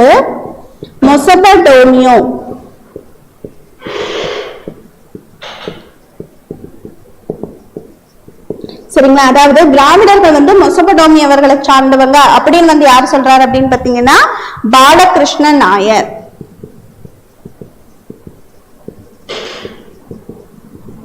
ஓகேங்களா. சோ இதுதான் வந்து திராவிடர்களை பத்தி ஒவ்வொருத்தரும் பூர்வீகத்தை பத்தி சொன்னது. அடுத்து என்ன அப்படின்னு பாத்தீங்கன்னா திராவிடருடைய நாகரிகம். இவங்களுக்கு வந்து வேளாண்மை தொழில் நல்லா தெரியுங்க. இன்னொன்னு வந்து ஆறுகள்ல இருக்கு இல்லைங்களா, அந்த ஆறுகளுக்கு நடுவுல பாத்தீங்கன்னா டேம், ஓகே, ஒரு அணையெல்லாம் கட்டி பாசன வசதி, நீர்ப்பாசன வசதி இது எல்லாமே இவங்க பண்ணினாங்க. தென் கலை அப்படின்னு பாத்தீங்க அப்படின்னா மட்பாண்டம், தங்கம், நகை, இந்த மாதிரி ஆயுதங்கள் இது எல்லாமே தயாரிச்சாங்க. இன்னொன்னு தங்கறதுக்கான ஒரு வீடு, தனக்குன்னு ஒரு பாதுகாவலுக்கு ஒரு கோட்டையெல்லாம் கட்டிட்டாங்க. சோ திராவிடம் அப்படின்னா திராவிடர்களை ஞாபகம் வச்சுக்கோங்க நம்மளோட இது கூட, ஓகேவா. சோ திராவிட நாடு அப்படின்னு நம்ம சொல்லுவோம். அப்ப திராவிட நாடு அப்படிங்கும் பொழுது உங்களுக்கு வேளாண்மை தெரியுது, தென் தகதகன், தங்கம், ஆபரணங்கள் இது எல்லாமே வச்சிருக்காங்க, ஆயுதங்கள் தயாரிக்கிறது உங்களுக்கு தெரியுது. இன்னொன்னு வந்து என்னன்னா மெயினான ஒண்ணு பாதுகாவலுக்கு கோட்டை. ஏன்னா திராவிட நாட்டுல அப்படிங்கும் பொழுது ஒரு சில பிரச்சனைகள் வந்திருக்கும். சோ தனக்குன்னு ஒரு பாதுகாப்பு வேணும்னு சொல்லிட்டு ஒரு கோட்டைகள்லாம் எழுப்புறாங்க. சோ இந்த மாதிரியான கலாச்சாரம் எப்படி எல்லாம் இருந்திருக்கு, நாடோடய இருந்தாங்க. அப்புறம் ஒரு குட்டி குட்டி வீடு, அதுக்கப்புறம் ஒரு நல்ல ஒரு வீடு கட்டி தனக்குன்னு ஒரு செக்யூர்டா இருக்கணும்னு சொல்லிட்டு ஒரு கோட்டையெல்லாம் கட்டுற அளவுக்கு அப்படியே வந்திருக்காங்க பாத்தீங்களா. இப்ப இங்க நிக்குது நம்மளோட இந்தியா லெவல் ஒண்ணுமே இல்லாம நம்ம அப்பா அம்மா ஒரு சின்ன சின்ன ஒரு மரக்கட்டை அந்த மாதிரிலாம் வச்ச ஒரு வீடு. அப்புறம் இப்ப வந்து நமக்கு ஒரு கோட்டையெல்லாம் வேணும்ப்பா அப்படின்னு சொல்லிட்டு ஒரு கோட்டையெல்லாம் ஃபார்ம் பண்ணி பாதுகாப்புக்க வச்சிருக்காங்க. அந்த மாதிரி வந்திருக்கு. வாணிபம் எல்லாம் நடக்குதுங்க. கடல் கடந்து வாணிபம் எல்லாம் வந்து பண்றாங்க. அந்த மத்திய ஊருக்குள்ளேயும் வந்து ஒரு வாணிபம், அதாவது கடல் கடந்து மட்டும் கிடையாது, தரை வாணிபமும் நடந்துச்சு அந்த காலத்துல. மொழி பாத்தீங்கன்னா திராவிட மொழிகள் எதுங்க, தமிழ் எல்லாம் படிச்சிருப்போம் இல்லையா, என்னதுங்க தமிழ், தெலுங்கு, கன்னடம், மலையாளம், துளு இது எல்லாமே திராவிட மொழி. இது நல்லா தெரிஞ்சுக்கோங்க. திராவிட மொழி நம்மளே வட திராவிட மொழி, தென் திராவிட மொழி எல்லாம் படிச்சிருப்போம் இல்லையா ஸ்கூல் புத்தகத்துல, அந்த மாதிரிதான். சோ என்னென்ன திராவிட மொழிகள்னா தமிழ், தெலுங்கு, கன்னடம், மலையாளம், துளு இது எல்லாமே வந்து என்னதுங்க திராவிட மொழிகள். தமிழ், தெலுங்கு, கன்னடம், மலையாளம், துளு. ஓகேவா. ஓகே, நெக்ஸ்ட் பாத்தீங்கன்னா இவங்களுடைய சமுதாய நிலை மிக மிக முக்கியமானதுங்க. திராவிடத்தினுடைய சமுதாய நிலை என்ன அப்படின்னு பாத்தீங்கன்னா இதுல குடும்ப தலைவர்கள் யாரு, ரொம்ப திராவிடர்களுடைய குடும்ப தலைவர்களை பாத்தீங்கன்னா அம்மா தான். ஓகேங்களா. குடும்ப தலைவர் யாருன்னா தாய் தான். தந்தையனா அங்க குடும்ப தலைவரே கிடையாது. சரிங்களா. சோ யார் வந்து குடும்ப தலைவர்கள் அப்படின்னா அம்மா. சோ அந்த திராவிட நாட்டில் இருக்கக்கூடிய சமுதாய நிலையில மிக முக்கியமான ஒண்ணு. தாயா தந்தையான்னு கேட்கலாம், தாய் தான் வந்து இருந்திருக்காங்க. அடுத்து பாத்தீங்கன்னா ஒரு விலங்கை வந்து காவல் தெய்வமெல்லாம் எண்ணி இவங்க என்ன பண்ணாங்க வழிபட்டதாகவும் சொல்றாங்க. சரிங்களா. சோ ஒரு அம்மானாலே வந்து பெட் அனிமல்ஸ்ட வந்து ரொம்ப அட்டாச்சா தான் இருப்பாங்களே, ஒரு பெண்கள்னாலே பெட் அனிமல்ஸ்ட ஒரு அட்டாச்சு. சோ அம்மா வந்து இருக்கும் பொழுது அவங்க என்னன்னா ஒரு விலங்கை கூட வந்து என்னவா நினைக்கிறாங்க, அது ஒரு காவல் தெய்வம் அப்படின்னு சொல்லிட்டு நம்ம அம்மாங்க தான் அதுக்குள்ள இம்பார்ட்டன்ஸ் கொடுப்பாங்க அப்பாக்களை விட. சோ அப்ப நல்லா ஞாபகம் வச்சுக்கோங்க, திராவிடத்துல தாய் தான் வந்து குடும்ப தலைவரா இருக்காங்க. அப்படி இருக்கச்சு அவங்க என்ன பண்றாங்கன்னா விலங்குகளை கூட ஒரு காவல் தெய்வமா எண்ணி அவங்க என்ன பண்றாங்க வழிபடுறாங்க. ஏன்னா அவங்க வந்து பாதுகாவலுக்கு கோட்டையெல்லாம் கட்டினவங்க இல்லையா திராவிடர்கள். அப்ப அந்த கோட்டைகள்லாம் கட்டும்பொழுது தனக்குன்னு ஒரு பாதுகாப்புக்கு ஒரு ஆள் வேணும் தானே அவங்க கோட்டை கட்டி பாதுகாப்பா வச்சுக்கிறாங்க. அப்ப நாய்கள் எல்லாம் வளர்த்துவாங்க. அப்ப அந்த நாய்கள் எல்லாம் காவல் தெய்வமா நம்பி என்ன பண்றாங்க வழிபடவும் செய்யறாங்க. அடுத்து பாத்தீங்கன்னா இவங்களோட இதெல்லாம் பாத்தீங்கன்னா வழிபாடுகள்லாம் அச்சத்தின் விளைவா தோன்றினது அப்படின்னு வந்து சொல்லுவாங்க. அதாவது பெண் தெய்வங்கள், விலங்குகள், பேய்கள் இந்த மாதிரி எல்லாம் கூட அவங்களோட வழிபாடுகள் வந்து இருந்தது அப்படின்னு சொல்றாங்க. சரி, ஆரியர்களுக்கும் திராவிடர்களுக்கும் என்ன வித்தியாசம்? கண்டிப்பா நம்ம படிப்போம்ல சின்ன வயசுல ஒற்றுமை வேற்றுமைன்னு படிச்சிருப்போமா? ஒற்றுமை வேற்றுமை, அதாவது இதோட ஒற்றுமைகள் என்ன வேற்றுமைகள் என்ன, இதெல்லாம் 2 மார்க் 3 மார்க்ஸ்ல படிப்போம் இல்லையா. அதே மாதிரிதான் ஆரியர்களுக்கும் திராவிடர்களுக்கும் என்ன வித்தியாசம் என்னன்னா, ஆரியர்கள் வந்து வர்றதுக்கு முன்னாடியே திராவிடர்கள் வந்து அவங்களுடைய பண்பாடுதான் தலை சிறந்துருச்சு நம்ம படிச்சோம் இல்லைங்களா. அப்போ ஆரிய திராவிடர் இந்த மாதிரி எழுதிக்கோங்க. இவங்க 2 பேத்துக்கும் உள்ள வித்தியாசங்கள் ஃபர்ஸ்ட் என்னன்னா வர்ணாசிரம முறை. வர்ணாசிரம முறை அப்படின்னு என்னதுங்க? வர்ணாசிரமம்னா ஜாதி. சோ இவங்க ஆரியர்கள் காலத்துலதான் பாத்தீங்கன்னா இந்த வர்ணாசிரம முறை ஜாதி முறை அப்படிங்கிறது இருந்துச்சாமா. ஓகேங்களா. திராவிடர்கள்ல பாத்தீங்க அப்படின்னா அந்த மாதிரியான முறைகள் வந்து எதுவுமே கிடையாது. சோ இங்க நோன் போட்டுக்கோங்க. ஓகேங்களா. அதாவது இல்லைன்னு அர்த்தம். ஓகேவா. அடுத்து பாத்தீங்க அப்படின்னா குடும்ப தலைவர் குடும்ப தலைவர் வந்து ஆணு. இங்க யாருங்க திராவிடர்ல குடும்ப தலைவர்? அம்மா இல்லையா? சோ பெண் தான் இங்க வந்து குடும்ப தலைவரா இருந்திருக்காங்க. அடுத்து பாத்தீங்கன்னா சமஸ்கிருத மொழி, ஆரியர்கள் வந்து ஆரியர்களுக்கு தெரிஞ்சது பாத்தீங்கன்னா சமஸ்கிருத மொழியை வந்து வழங்கியிருக்காங்க. சோ சமஸ்கிருத மொழியை வழங்கியவர்கள் யார் அப்படின்னா ஆரியர்கள். இது ஆப்வியஸ் என்ன மொழிங்க? திராவிட மொழி. அடுத்து பாத்தீங்க அப்படின்னா இவங்க மக்களை பலியிடுவது முக்கியத்தன்மை கொண்டிருந்தாங்க. யார் அப்படின்னா திராவிடர்கள். மக்களை பலியிடுவது. அதுக்கப்புறம் பாத்தீங்கன்னா காவல் தெய்வத்திற்கு முக்கியத்துவம் அளிச்சாங்க. நம்ம படிச்சொல்லிய விலங்குகளை கூட காவல் தெய்வமா நினைச்சாங்க அப்படின்னு சொல்லிட்டு காவல் தெய்வத்திற்கு முக்கியத்துவம். சோ இதெல்லாம் தான் திராவிடர்களுக்கும் ஆரியர்களுக்கும் வந்து உள்ள வித்தியாசங்கள். சரிங்களா? என்னென்னதுங்க? வர்ணாசிரம ஜாதி முறைகள் வந்து ஆரியர்கள் வந்து பின்பற்றினாங்க, திராவிடர்கள் வந்து அது கிடையாது. தென் குடும்ப தலைவர் யாருங்க? ஆண். அப்ப ஆண் அப்படிங்கும் பொழுது இவங்களுடைய டாமினேஷன் ஆரியர்கள்ல இருந்தது. ஞாபகம் வச்சுக்கோங்க. அப்ப ஆரியர்கள்ல குடும்ப தலைவர் ஆணு, திராவிடர்கள்ல வந்து பெண்ணு. சமஸ்கிருத மொழியை வந்து இவங்க கொடுத்திருக்காங்க, உங்க திராவிட மொழி. இதன் மக்களை பலியிடுறது, காவல் தெய்வத்திற்கு முக்கியத்துவம். சோ காவல் தெய்வம்னாலே உங்க விலங்குகள்ல தான் வந்து கும்பிட்டாங்க. அப்ப அதுக்குள்ள படையெல்லாம் படிச்சிருக்காங்க இல்லையா? சோ அதெல்லாம் தான் ரெண்டு பேத்துக்கு உள்ள டிஃபரன்ஸ். அடுத்து வந்து என்னன்னா இதுதாங்க ஒரு வரலாறு அப்படின்னா என்ன, வரலாற்றுக்கு முன்னாடி நம்ம எப்படி இருந்தோம்னு சொல்லிட்டு. அடுத்து வந்து என்னன்னா சிந்து சமவெளி நாகரிகம். ஓகேங்களா? இது மிக மிக முக்கியமான டாபிக். சோ கமெண்ட்ல கேட்டிருந்தீங்க, நான் பார்த்தா சொல்ல மறந்துட்டேன். இது படிச்சா போதுமா, தென் வந்து மெட்டீரியல் இருக்கிறது இதுவும் ஒன்னான்னு கேட்டிருந்தீங்க இல்லையா? ஒண்ணுதாங்க. ஒரு சில விஷயங்கள் மாத்திரம் உங்களுக்கு கொஞ்சம் டிஃபர் ஆகும். ஸோ நடத்தும் பொழுது எப்பொழுதுமே வந்து அது அப்படியே நடத்தினா உங்களுக்கு இன்ட்ரெஸ்டா இருக்காது இல்லையா? கொஞ்சம் எக்ஸ்ட்ரா இன்ஃபர்மேஷன் கூட சொன்னா உங்களுக்கு கொஞ்சம் இன்ட்ரெஸ்டா இருக்கும். இல்லைன்னா அதையே படிச்சு சொல்ற மாதிரி இருக்கும். அதெல்லாம் கொஞ்சம் கொஞ்சம் தான் வேரியேஷன் இருக்கும். மீதி எல்லாமே மெட்டீரியல் இருக்கிற மாதிரி தான் இருக்கும். சரிங்களா? அடுத்து இன்னொருத்தர் கேட்டிருந்தீங்க டெஸ்ட் போர்ஷனும் இதுவும் வேற மாதிரி இருக்கு மேம், அதுவே நடத்துங்கன்னு சொல்லியிருந்தீங்க. டெஸ்ட் போர்ஷனும் இதுவும் வந்து வேற. டெஸ்ட் வந்து 5வது டெஸ்ட்ல இருந்து தான் உங்களுக்கு வந்து சிலபஸ் ஓரியன்டா உங்களுக்கு வந்து வரும். சரிங்களா? அது வரைக்கும் வந்து கொஞ்சம் டிஃபர் தான். ஏன்னா அவங்க சிலபஸ் செட் பண்ணும் பொழுது ஏன்னா நம்ம டிஎன்பிஎஸ்சி ஷெட்யூல் மாத்தினதுனால இங்க எல்லாமே அதனாலதான் கொஞ்சம் வேரியேஷன். ஸோ உங்களுக்கு அதுவும் கரெக்ட் ஆயிடும். சரிங்களா? ஸோ இப்போ வந்து பேசிக்ஸ் மட்டும் நம்ம கத்துக்கலாம். ஓகேவா? சரி, சிந்து சமவெளி நாகரிகம்.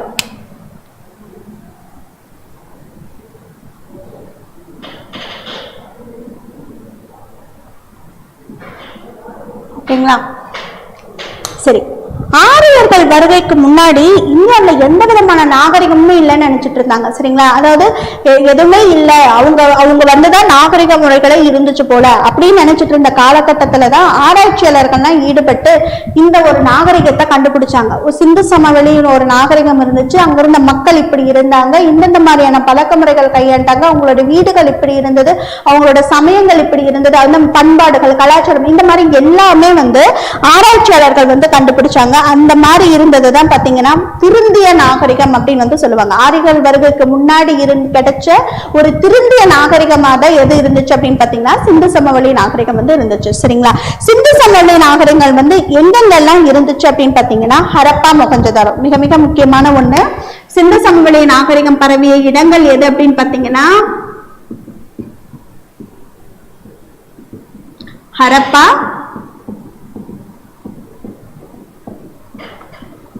மொஹஞ்சதாரோ அப்படிங்கறத வந்து சிந்து சமவெளி நாகரிகம் வந்து இருந்தது அப்படின்னு சொல்றாங்க. சரிங்களா? சரி, மொஹஞ்சதாரோ எங்க இருக்கு, ஹரப்பா எங்க இருக்கு, ரெண்டு கம்பேர் பண்ணி படிச்சுக்கலாம். சரிங்களா? பேசிக் மட்டும் தானே.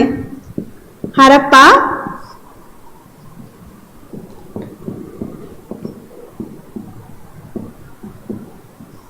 மொஹஞ்சதாரோ எங்க இருக்கு, எங்க இருக்குன்னு தெரியுங்களா? அதாவது படிச்சிருப்போம் இல்லையா சின்ன வயசுல. எங்க அப்படின்னு பாத்தீங்கன்னா ஹரப்பா வந்து பஞ்சாப் மாநிலம் ராவி நதிக்கரையில இருக்கு. சரிங்களா? ஹரப்பா எங்க இருக்குன்னா பஞ்சாப் மாநிலம் ராவி நதி. என்ன டிஸ்ட்ரிக்ட் அப்படின்னு பாத்தீங்கன்னா மான்கோமரி அப்படிங்கிற டிஸ்ட்ரிக்ட்ல இருக்கு. மொஹஞ்சதாரோ எங்க இருக்கு அப்படின்னு பாத்தீங்கன்னா சிந்து மாநிலம் லார்கானா மாவட்டம் சிந்து நதியில இருக்கு. சரிங்களா? சிந்து சிந்துன்னு வரும். ஸோ சிந்து முகம் அப்படின்னு ஞாபகம் வச்சுக்கோங்க. அப்ப சிந்து மாநிலம், லார்கானா, அதுக்கப்புறம் என்னதுங்க, சிந்து மாநிலம், லார்கானா மட்டும் சிந்து நதியில இருக்கு. ஹரப்பா வந்து பஞ்சாப் மாநிலத்துல மான்கோமரிங்கிற மாவட்டத்துல வந்து ராவி நதியில இருக்கு. சரிங்களா? இது வந்து மாவட்டம். ஸோ எந்த ஸ்டேட், எந்த டிஸ்ட்ரிக்ட், எந்த நதி, இதுதான் மிக முக்கியமான ஒன்று. சரிங்களா? சரி, ஓகே. இது வந்து ரெண்டு நகரங்களுக்கு இடைப்பட்ட தூரம், அதாவது ஹரப்பாக்கும் மொஹஞ்சதாரோக்கும் இடைப்பட்ட தூரம் எவ்வளவுன்னு பாத்தீங்கன்னா 640 கிலோமீட்டர். ஆமா, இந்த ரெண்டுக்கும் இடைப்பட்ட தூரம் எவ்வளவுங்க? 640 கிலோமீட்டர் அப்படின்னு வந்து சொல்றாங்க. சரிங்களா? இதுதான் வந்து இதோட பேசிக் இன்ட்ரோடக்ஷன் மாதிரி. தொல்பொருள் ஆராய்ச்சியில எங்க வந்து மேற்கொண்டனா குஜராத்ல லோத்தல், ராஜஸ்தான்ல வந்து காளிபங்கன் அப்படின்னு வந்து சொல்லுவாங்க. சரிங்களா? அதாவது தொல்பொருள் ஆராய்ச்சி, சிந்து சமவெளி நாகரிக மக்கள் வந்து தொல்பொருள் ஆராய்ச்சி எங்கெங்கெல்லாம் இதை கண்டுபிடிச்சாங்கன்னு தெரியணும் இல்லையா? எங்கன்னா குஜராத், ஜிஜேனா குஜராத், குஜராத்ல வந்து லோத்தல், ஆர்ஜேனா ராஜஸ்தான், ராஜஸ்தான்ல காளிபங்கன். இந்த இடத்துல வந்து தொல்பொருள் ஆராய்ச்சிகள்லாம் வந்து மேற்கொண்டாங்க. சரி, ஓகே. சிந்து சமவெளி நாகரிகம் பரவிய இடங்கள். சோ அது வந்து ஒரு கிராஃப் மாதிரி போடுறேன், சும்மா அதை அப்படியே பார்த்துக்கோங்க. நாளைக்கு நம்மளுக்கு அந்த இடத்துல வந்து அந்த சிந்து சமவெளி நாகரிகம் பரவி இருந்ததா இல்லையான்னு சொல்லிட்டு மேபி ஆன்மநாட்ல கேட்கலாம் இல்லையா? நம்மளுக்கு இப்ப கொஸ்டின் வந்து அதிகமானதுனால எது விடுறது எது இது பண்றதுன்னே தெரியல. எல்லாமே நம்ம படிச்சுதாங்க ஆகணும். ஓகே, எங்கெங்கன்னு பாருங்களேன்.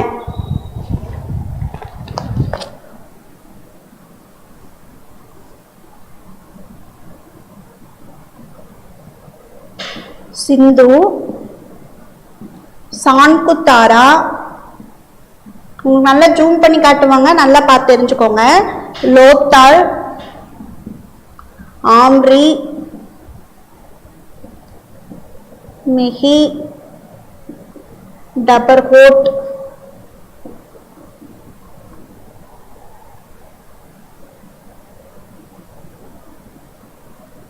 அடுத்து வந்து லோகும், ஜோதாரோ,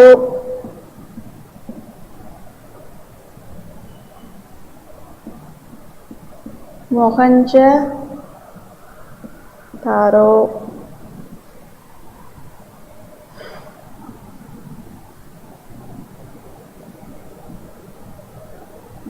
பஞ்சாப், அடுத்து ஹரப்பா, அப்படியே போகுது.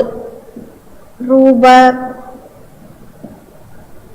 சந்தனவாலா. இந்த பிளேஸ் மட்டும் கூட எழுதிக்கோங்க, இது டைரக்ஷன் தேவையில்லை, சும்மா உங்களுக்கு தெரியறதுக்காக எழுதுறேன். பவல்பூர். சரிங்களா? அதாவது எங்கெங்கெல்லாம் வந்து சிந்து சமவெளி நாகரிகம் வந்து பரவி இருந்துச்சு அப்படின்னு நம்மளுக்கு ஆட்மேன் கேட்கலாம் இல்லையா? சிந்து சமவெளி நாகரிகம் பரவியுள்ள இடம் நான் சொல்றேன். இதை ஒன்னொன்னா எழுதி கூட வச்சுக்கோங்க. அந்த கிராஃப் தேவையில்லை, உங்களுக்கு தெரியறதுக்காக அந்த பிளேஸ் டிஃபரன்சியேஷனுக்காக போட்டேன்.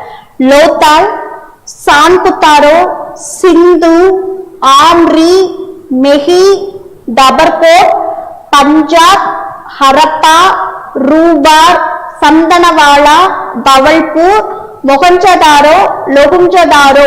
ஓகேங்களா? இந்த இடத்துல எல்லாம் வந்து இவங்களோட ஆதிக்கங்கள் வந்து செலுத்தி இருக்காங்க அப்படிங்கறதான் சொல்லியிருக்காங்க.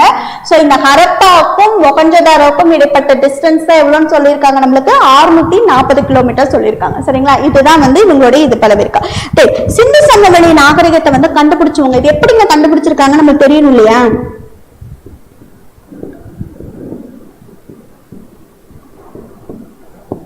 சிந்து சமவெளி நாகரிகம் கண்டுபிடித்தவர்கள்.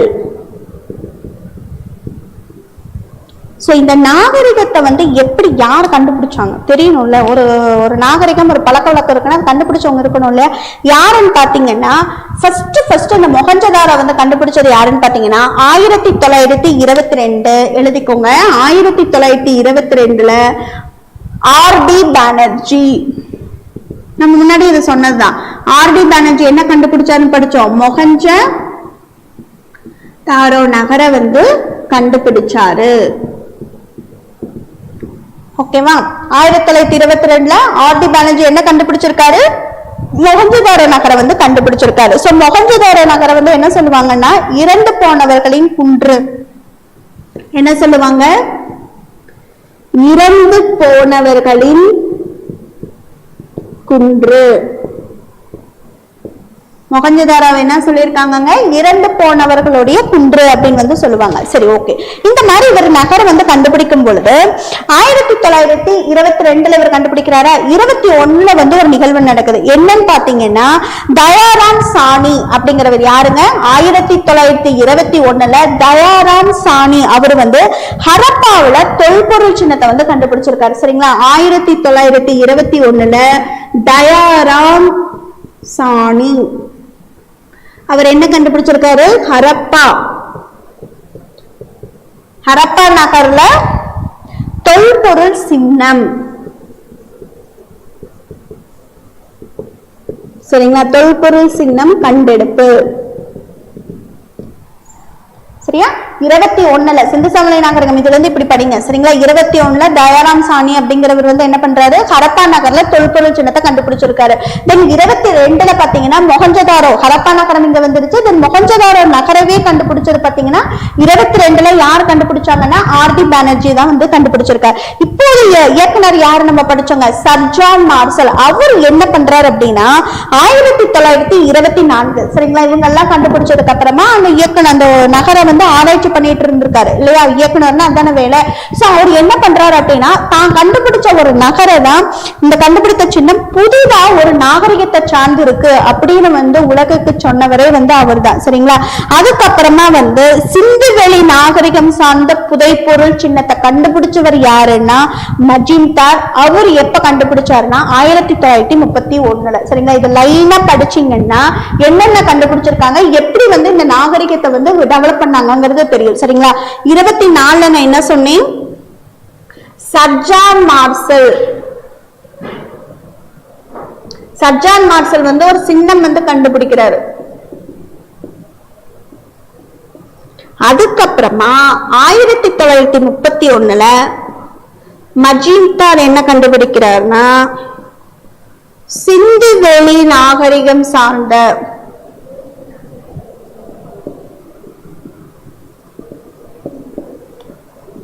புதைப்பொருள் சின்னம். சோ லிசன் பண்ணுங்க எப்படி வந்து இதை கண்டுபிடிக்கிறாங்க அப்படின்னு சொல்லிட்டு. ஓகேவா? அதாவது ஃபர்ஸ்ட் 21 இருந்தே வாங்கலேன், ஏன்னா அப்படி லைனா வருது. எழுதி போட்டது மாத்தி எழுதியிருக்கேன். ஓகே, சரி. 1921 வந்து தயாராம் சாணி அவர் என்ன பண்றாருன்னா ஹரப்பா நகர்ல ஒரு தொல்பொருள் சின்னத்தை வந்து ஃபர்ஸ்ட் கண்டுபிடிக்கிறார். ஓகேவா? ஏதோ ஒரு பொருள் இருக்கே அப்படின்னு சொல்லிட்டு கண்டுபிடிக்கிறார். 22 வந்து மொஹஞ்சதாரோவை வந்து ஒருத்தர் கண்டுபிடிச்சிட்டாரு. யாரு? ஆர்டி பானர்ஜி. அதாவது இதுதான் வந்து இறந்து போனவர்களுடைய குன்று அப்படின்னு வந்து சொல்லிட்டு. தென் அப்போது இயக்குனராக இருந்தவர் யாரு? Sir John marshal. அவரு 1924 வந்து ஒரு சின்னம் கண்டுபிடிக்கிறாரு. அந்த சின்னத்தை கண்டுபிடிச்சு என்ன சொல்றாருன்னா இது வந்து ஏதோ ஒரு புதிய நாகரிகமா இருக்கு. இது வந்து எப்படி இருக்கு? இந்த சின்னம் வந்து புதிய நாகரிகமா இருக்கு, பழச மாதிரி இல்லையே, ஏதோ ஒரு நாகரிகத்தை சார்ந்து இருக்கு அப்படின்னு சொல்லிட்டு உலகத்துக்கு வந்து வெளிக்கொண்டு வராரு. 31 வந்து என்ன பண்றாரு? மஜிந்தாருங்கிற ஒருத்தர் வந்து புதைப்பொருள் ஒரு சின்னம் வந்து கண்டுபிடிக்கிறார். அதுவும் அதேதான், இவர் கண்டுபிடிச்ச மாதிரியே தான் சிந்துவெளி நாகரிகம் சார்ந்த ஒரு புதைப்பொருள் சின்னத்தை. ஏன்னா அது சிந்துவெளின்னு தெரிஞ்சிருது இல்லையா? சோ அதுக்கு சார்ந்த ஒரு சின்னத்தை வந்து இவர் கண்டுபிடிக்கிறார். ஓகேங்களா? அடுத்து இது வந்து என்ன மாதிரியான சிந்து சமவெளி நிகழ்வு வந்து என்ன நாகரிக முறை? ஓகேங்களா? இவங்களுடைய நாகரிகம் வந்து என்ன நாகரிகம் அப்படின்னு பாத்தீங்கன்னா நகர நாகரிகம். ஒண்ணுமே இல்லைங்க. நான் எப்படி புதிய கற்காலம் பழைய கற்காலம் வந்து தாத்தா பாட்டி அப்பா அம்மா நம்ம பேர பிள்ளைங்க நம்மள வச்சுக்க சொன்னோம். சிந்துவெளி நாகரிகம் வந்து இது எப்படின்னா full and full city life. எப்படி சென்னை மெட்ரோபாலிட்டிக்கல் சிட்டி வந்து இருக்கு, அதேதான் சிந்துவெளி நாகரிகத்திலையும் பாத்தீங்கன்னா பயங்கரமா சொல்லியிருப்பாங்க. அது கதை படிச்சீங்கன்னா நல்லா இருக்கும், படிச்சு பாருங்க ஒரு டைம். சரி, சிந்து சமவெளியில் நிலவிது பாத்தீங்கன்னா ஒரு நகர நாகரிகம். சிட்டி மக்கள்லாம் எப்படி இருப்பாங்க, எப்படி அவங்களோட வீடுகள் அலங்காரம் பண்ணியிருப்பாங்க, அந்த மாதிரிதான் வந்து அவங்க இருந்து பாத்தீங்கன்னா மதில் சுவர் வந்து சுவர்கள்லாம் இருந்து சுவர் எழுப்பி இருப்பாங்க. தென் வந்து என்ட்ரன்ஸ் தனக்குன்னு ஒரு நுழைவாயில் வந்து வீட்டுக்கு நுழைவாயில் வச்சிருப்பாங்க இல்லையா, அந்த மாதிரி நுழைவாயில் வைக்கிறது, தென் செக்யூரிட்டி காவலாளிகள்லாம் வச்சு எப்படி நம்ம இப்ப எப்படி இருக்கோமோ அந்த மாதிரி, தென் குளியலறை தனியா, அதுக்கப்புறம் பாத்தீங்கன்னா சாலை தெருக்கள் ஒரு ரோடு போட்டிருந்தாங்க. அப்ப அந்த ரோடு கிடையாது இல்லையா. அப்ப இவங்களுடைய நாகரிகத்துல பாத்தீங்கன்னா ஃபுல் அண்ட் ஃபுல் இப்ப எப்படி சிட்டி லைஃப் வந்து இருக்கோ அதே மாதிரிதான். ஸோ ஒரு செக்யூரிட்டி வச்சுக்கிறது, ஒரு மாடி வீடு வச்சுக்கிறது, தென் வந்து நமக்குன்னு வந்து ஒரு ரோடு வேணும், நம்ம சாலைக்குன்னா ஒரு ரோடு வேணும். தெருக்கள் பாத்தீங்கன்னா நேரா இருக்கும். ஸோ தெருக்கள் ஜாயினிங்லாம் பாத்தீங்கன்னா செங்கோண வடிவில் இருக்கும். இந்த மாதிரி ஃபுல் அண்ட் ஃபுல் பாத்தீங்கன்னா ஒரு ரொம்ப அழகா டெவலப்டா இருந்துச்சு அப்படிங்கிறது தான் வந்து அவங்களுடைய நாகரிக மக்கள். ஸோ நான் என்ன சொன்னேன், தாத்தா பாட்டி அப்பா அம்மா வச்சுக்க மாதிரி இது ஃபுல்லா சிட்டி லைஃப் அப்படின்னு ஞாபகம் வச்சீங்கன்னா அழகா அவங்க கொடுக்குற ஆப்ஷன் வச்சு எடுத்துக்கலாம். சரிங்களா. அடுத்து பாத்தீங்க அப்படின்னா ஸ்ட்ரீட் லைட், பொது கிணறெல்லாம் இருந்துச்சுங்களா. ஒவ்வொரு தெருவுக்கும் பாத்தீங்கன்னா கிணறுகள் இந்த மாதிரி எல்லாம் வந்து இவங்களோட இருக்கு. தென் இவங்களுடைய வாழ்க்கை பாத்தீங்கன்னா எப்படி இவங்களோட தீம், அதாவது கருப்பொருள்னு சொல்லுவோம், இவங்களுடைய கருத்து என்ன, இவங்களுடைய ஒரு தீம் என்ன அப்படின்னு பாத்தீங்கன்னா, வாழ்க்கை வந்து சுகமா வாழ்றதுக்கு மட்டும் கிடையாது, சுகாதாரத்தோடையும் வாழணும். அதுக்காக தான் தனித்தனி பாத்ரூம், தனித்தனி வந்து ஒரு பொது கிணறு வச்சிருக்காங்க. ஸோ ரோடுனா இப்படிதான் இருக்கணும். ஸோ தென் வந்து இந்த இதெல்லாம் இருக்கும் இல்லைங்களா, அந்த என்னமோ சொல்லுவாங்கல்ல, கால்வாய்கள்லாம் வைப்பாங்க, நம்ம வீட்டுல வந்து கழிவுகள்லாம் வெளியே போறதுக்கு, அந்த மாதிரி எல்லாம் அவங்களும் வந்து வச்சிருந்திருக்காங்க. சோ இந்த மாதிரி வாழ்க்கைனா நம்மளுக்கு வசதிகள் மட்டும் கிடைச்சிருக்கு, அது மட்டும் இல்ல சுகாதாரமா இருக்கணும்னு சொல்லிட்டு அவங்க என்ன பண்ணிருக்காங்கன்னா இந்த மாதிரியான வசதிகளையும் அவங்க வந்து ஏற்படுத்தி இருந்திருக்காங்க. குப்பை மேடு, இதெல்லாம் எப்படி வந்து இவங்க சுகாதாரத்தை வந்து மேற்கொண்டாங்கன்னு அவங்கள கண்டுபிடிச்சிருக்காங்கன்னா, அவங்க நாகரிகம் இருந்துச்சு இல்லைங்களா, அதுல பாத்தீங்கன்னா ஊருக்கு வெளியில தான் குப்பை மேடு இருக்கும். அப்ப என்ன அர்த்தம், ஊருக்குள்ள யாருமே குப்பை போட மாட்டாங்களாம். அந்த அளவுக்கு அவங்க சுகாதாரத்தை மேல ஒரு நம்பிக்கை, சுகாதாரம் தான் வாழ்க்கை அப்படின்னு வாழ்ந்தவங்க தான் சிந்துவெளி நாகரிக மக்கள் அப்படின்னு வந்து சொல்லியிருக்காங்க. தென் இவங்களோட கட்டிடம் அதே மாதிரி தாங்க, பார்த்தோம்னா ரொம்ப நல்ல ஒரு கட்டிடமா இருக்கும். இவங்களோட கற்கள், செங்கற்கள் யூஸ் பண்ணது பாத்தீங்கன்னா டிஃப்ரெண்டா யூஸ் பண்ணியிருக்காங்க. என்னன்னு பாத்தீங்கன்னா அடித்தளம் இருக்கு இல்லையா, பேஸ்மெண்டம் போடுறோம் இல்லையா, அதுக்கு வந்து சாதாரண செங்கலும், மேல மதில் சுவர்கள்லாம் எழுப்புறதுக்கு பாத்தீங்கன்னா சுட்ட செங்கல், இந்த மாதிரியான டிஃபரன்சியேஷன் வந்து அவங்களுடைய கட்டிடங்களோட பாங்களை வந்து காமிச்சிருக்காங்க. இன்னொன்னு வீட்டு கூரைகள்லாம் பாத்தீங்கன்னா மரத்தால தட்டையா பூசிட்டு அந்த மாதிரி வச்சிருப்பாங்க இல்லையா, அதுக்கு மேல வந்து ஒரு அழகு ஏத்துறதுக்காக மெருகேத்தி அந்த மாதிரி கொஞ்சம் ரொம்ப அழகு, அதான் சொல்றேனே சிட்டி லைஃப்னு வச்சுக்கோங்க, கொஞ்சம் எல்லாமே அலங்காரம் அழகுபடுத்தி பண்றதா இவங்களுடைய வாழ்க்கை. ஓகேங்களா. அடுத்து பாத்தீங்க அப்படின்னா நகராண்மையா மாதிரிதான் இருந்தது சிந்துவெளி நாகரிகம். தான் சொன்னேன் நகர்ப்புற வாழ்க்கை, அவ்வளவுதான். அது இப்ப கொஞ்சம் டர்ட்டியா இருக்கு நம்மளது, பட் ஆனா அதை வந்து கிளீன் பண்ணி நமக்கும் வெளியே கொண்டு போய் குப்பை மேடுகள் இல்ல கழிவுகள் மழை வந்தா சேகரிக்கிற மாதிரி ரோடுகள்லாம் அழகுபடுத்தி பண்ணோம்னா நம்ம லைஃப் எப்படி இருக்கும், அததான் அவங்க வாழ்ந்திருக்காங்க. நம்ம சிட்டி லைஃப் வாழ்றோம், பட் ஆனா கொஞ்சம் டிஸ்டர்பிங்கா கொஞ்சம் ஒரு மாதிரி வாழ்றோம், பட் அவங்க சிட்டி லைஃப் சுகாதாரமா வாழ்ந்திருக்காங்க. அவ்வளவுதாங்க வித்தியாசம், வேற ஒண்ணுமே கிடையாது. புரிஞ்சது இல்லைங்களா. இதுதான் அவங்களுடைய வாழ்க்கை முறைகள். தென் வந்து எல்லாமே வச்சிருந்தது, எதை வச்சு அவங்க சொல்றாங்கன்னா இதுதான் நான் சொன்ன பாயிண்ட், சாலை அமைத்த விதம், வீடு கட்டுற விதம், அதுக்கப்புறம் பாத்தீங்கன்னா கழிவுநீர் செல்றதுக்கு தனியா ஒரு வடிகால் அமைப்பு வச்சிருந்திருக்காங்க, தண்ணீர் விநியோகம் பண்ணினது, தென் அவங்க யூஸ் பண்ண மரம், அவங்க இப்ப நம்ம சொல்றோம் இல்லையா வுட்ல தான் பண்ணினதப்ப வீட்டுல இருக்கணும், முன்னாடி ஸ்டீல் வச்சிருந்தோம், அதுக்கு முன்னாடி அழகுக்கு பிளாஸ்டிக் யூஸ் பண்ணோம். இப்ப எல்லாம் என்ன பண்றோம், எனக்கு வுட் வீட்டுல கபோர்டு யூஸ் பண்ணா மரத்தால தான் வேணும், கட்டல் வேணும்னா மரத்துல வேணும், அந்த மாதிரி எல்லாமே நம்ம இப்ப என்ன ப்ரிஃபர் பண்றோம் மரம். பட் சிந்துவெளி நாகரிக மக்கள் அந்த காலத்துல என்ன பண்ணாங்கன்னா மரத்தாலான சேர் தான், மரத்தாலான எல்லா பொருட்களுமே அவங்களுக்கு வந்து ஃபுல் குவாலிட்டியா தான் வந்து யூஸ் பண்ணாங்க. இதெல்லாமே பார்க்கும்போது அவங்க நகராண்மை வாழ்க்கை தான் வாழ்ந்ததா நமக்கு தெரியுது. முகத்துதாராவை ஒப்பிடும்போது எது வந்து பரப்பல பெருசு அப்படின்னா ஹரப்பா. ஓகேங்களா. அதுதான் சொல்றாங்க வீடு பெருசு, இந்த மேல்தளம் இதெல்லாம் வச்சுட்டு தான் நம்மளுக்கு வந்து இந்த டிஃபரன்சியேஷன் பண்றாங்க. தென் தானிய களஞ்சியங்கள்லாம் இருந்தது அப்படின்னு வந்து சொல்லியிருக்காங்க. தென் வந்து வேற என்ன உங்களுக்கு வந்து இம்பார்ட்டன்ட் அப்படின்னு பாத்தீங்கன்னா சமுதாய பொருளாதார வாழ்க்கை முறை. இவங்களுடைய சமுதாய பொருளாதார வாழ்க்கை முறை எப்படி இருந்ததுன்னா இவங்க பேசின மொழிகள் பாத்தீங்கன்னா திராவிட மொழிகள் தான் பேசியிருக்காங்க. சரிங்களா. அடுத்து விவசாயம் வந்து பண்ணியிருந்திருக்காங்க. இப்ப நம்ம என்னென்ன வந்து சாப்பிடுறோம், கோதுமை, நெல்லு, பார்லி, அதுக்கப்புறம் பாத்தீங்கன்னா பருத்தி, தென் பயிறு, பழம், காய், இது எல்லாமே நம்ம பயிரிடுறோமா. சோ நம்ம சிட்டி லைஃப் நம்ம கிட்ட என்னென்னலாம் இப்ப அவைலபிலிட்டி இருக்கோ அது எல்லாமே அந்த சிந்து சமவெளி நாகரிக மக்கள் கிட்டையும் அவைலபிலிட்டி இருந்தது. அவங்களும் அதை பயிரிட்டு என்ன பண்ணாங்க, அவங்களும் அதை சாப்பிட்டாங்க, விவசாயம் பண்ணாங்க. தென் அவங்களுடைய ரெகுலர் ஃபுட்டும் இர்ரெகுலர் ஃபுட், அதாவது நம்மளோட நான் சொன்னேன் சிட்டி லைஃப் நம்ம வந்து சுகாதாரமின்றி கொஞ்சம் வாழ்றோம், அவங்க சுகாதாரத்தோட நம்ம என்ன லிவ் பண்றோமோ அதை அப்படியே பண்றாங்க. நீங்க ரெகுலரா என்ன சாப்பிடுவீங்க, ஃப்ரூட்ஸ், சாப்பாடு, தென் தானியங்கள், பழம், பால் சாப்பிடுறோம். கொஞ்சம் அப்பப்ப சாப்பிடுறது மீட் மாமிசம். அதே மாதிரிதான் அவங்களும் ரெகுலர் ஃபுட் ஃபுல்லா வெஜ்ல நல்லா எடுத்துப்பாங்க, அப்பப்ப சாப்பிடுறது வந்து இந்த மீட் சாப்பிட்டது அந்த மாதிரி இருந்தாங்க. ஆடை பாத்தீங்கன்னா பருத்தி ஆடை, ஆண்கள் பாத்தீங்கன்னா கீழே வெட்டி, அதுக்கப்புறம் சால்வை, அதுக்கப்புறம் நீண்ட முடி, குட்டி தாடி. இப்ப எப்படி பசங்க வந்து பிரெஞ்ச் பிளேட்னு சொல்லிட்டு வச்சிருக்காங்க, அந்த மாதிரி வந்து அந்த காலத்திலேயே அவங்க வந்து சிந்து சமவெளி மக்கள் வந்து இருந்திருக்காங்கன்னு சொல்றாங்க. அணிகலன்கள் யூஸ் பண்றது பாத்தீங்கன்னா ரொம்ப விலையுயர்ந்த ஆபரணங்கள், தங்கம், அதுக்கப்புறம் பாத்தீங்கன்னா வெள்ளி, தந்தத்தால் ஆனது, இந்த மாதிரி எல்லாம் யூஸ் பண்ணாங்க. ஏழை மக்களும் அவங்களுக்கு என்ன முடியுமோ அந்த மாதிரியான ஆபரணங்கள் அவங்களால முடியறது பாத்தீங்க அப்படின்னா கிளிஞ்சல், எலும்பு, செம்பு, இதெல்லாம் கொஞ்சம் அப்ப சாதாரணமா கிடைச்சது. சோ அவங்க ஆக மொத்தம் வந்து சிந்துவெளி மக்கள் வந்து ரொம்ப ஹை கிளாஸா இருக்கிறவங்க அவங்களால முடிஞ்ச அணிகலன்களும், கொஞ்சம் மிடில் கிளாஸ் இருக்கிறவங்க அவங்களால முடிஞ்சது இது எல்லாமே யூஸ் பண்ணாங்க. இப்ப நம்ம என்ன யூஸ் பண்றோம்? வளையல் யூஸ் பண்றோம், காதணி யூஸ் பண்றோம், தென் வந்து என்னது யூஸ் பண்றீங்க? மூக்குத்தி, தென் சிலம்பு, காலில் கொலுசு போடுறோம். ஸோ இது எல்லாமே வந்து அந்த மக்கள்களும் வந்து யூஸ் பண்ணாங்க அப்படிங்கறதான் சொல்லியிருக்காங்க. தென் பாத்தீங்க அப்படின்னா இவங்களுடைய சிற்பக்கலையும் வந்து நல்லா இருக்குன்னு சொல்லியிருக்காங்க. எப்படி அப்படின்னு பாத்தீங்கன்னா 2 எக்ஸாம்பிள் வந்து கண்டுபிடிச்சிருக்காங்க. என்னன்னா, தாடியுடன் காட்சி தரும் ஒரு மனிதனுடைய சுண்ணாம்புக்கல் சிலை, சரிங்களா? ஒரு ஆணுடைய உருவம் தான் தாடியோட இருக்கிற மாதிரி ஒரு எதுல ஆயிருக்குன்னா சுண்ணாம்புல ஆயிருக்கு. இதே வந்து பெண்ணோட சிலை ஒண்ணு எடுத்திருக்காங்க, நடனமாடும் பெண்ணுடைய வெண்கல சிலை, சரிங்களா? பெண்களுடைய சிலை வந்து வெண்கலத்திலையும், ஆணோட சிலை வந்து எதுலிங்க சுண்ணாம்புக்கல்லையும் வந்து பண்ணியிருக்காங்க. அவங்களுடைய வாழ்க்கை முறை வந்து இதுல பிரதிபலிக்கிறதா சொல்லியிருக்காங்க.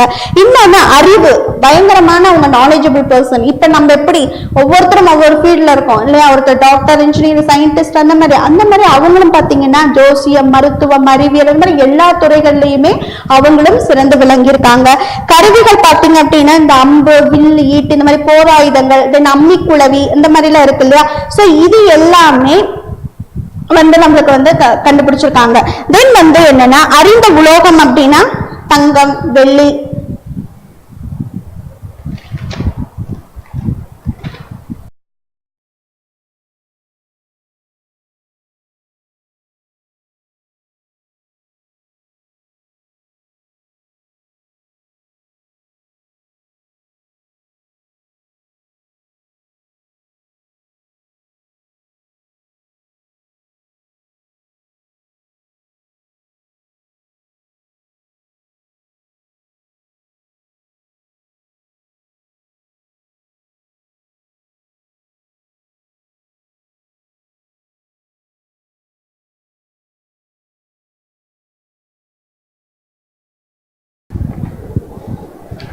ஓகே. சோ இந்த மாதிரி தான் அவங்களுடைய எல்லாமே இருந்துச்சு, சரிங்களா? அடுத்து பாத்தீங்கன்னா இவங்களுடைய எழுத்துக்கள் வலதுபுறம், அதாவது வந்து right to left, left to right, அந்த மாதிரி வலதுபுறத்துல இருந்து இடதுபுறம், இடதுபுறத்துல இருந்து வலதுபுறம் அப்படிங்கிற மாதிரியான அவங்களுடைய எழுத்து முறைகளும் வந்து இருந்திருக்கு. தென் இவங்களுடைய எந்த மொழியை வந்து சிந்து மக்கள் வந்து பயன்படுத்தினாங்க அப்படின்னு வந்து கூராஸ் பாதிரியை வந்து சொல்றாருங்க. புரோட்டோ டிராவிடன் ரொம்ப முக்கியமான ஒன்று, பாருங்க எழுதி போடுறேன்.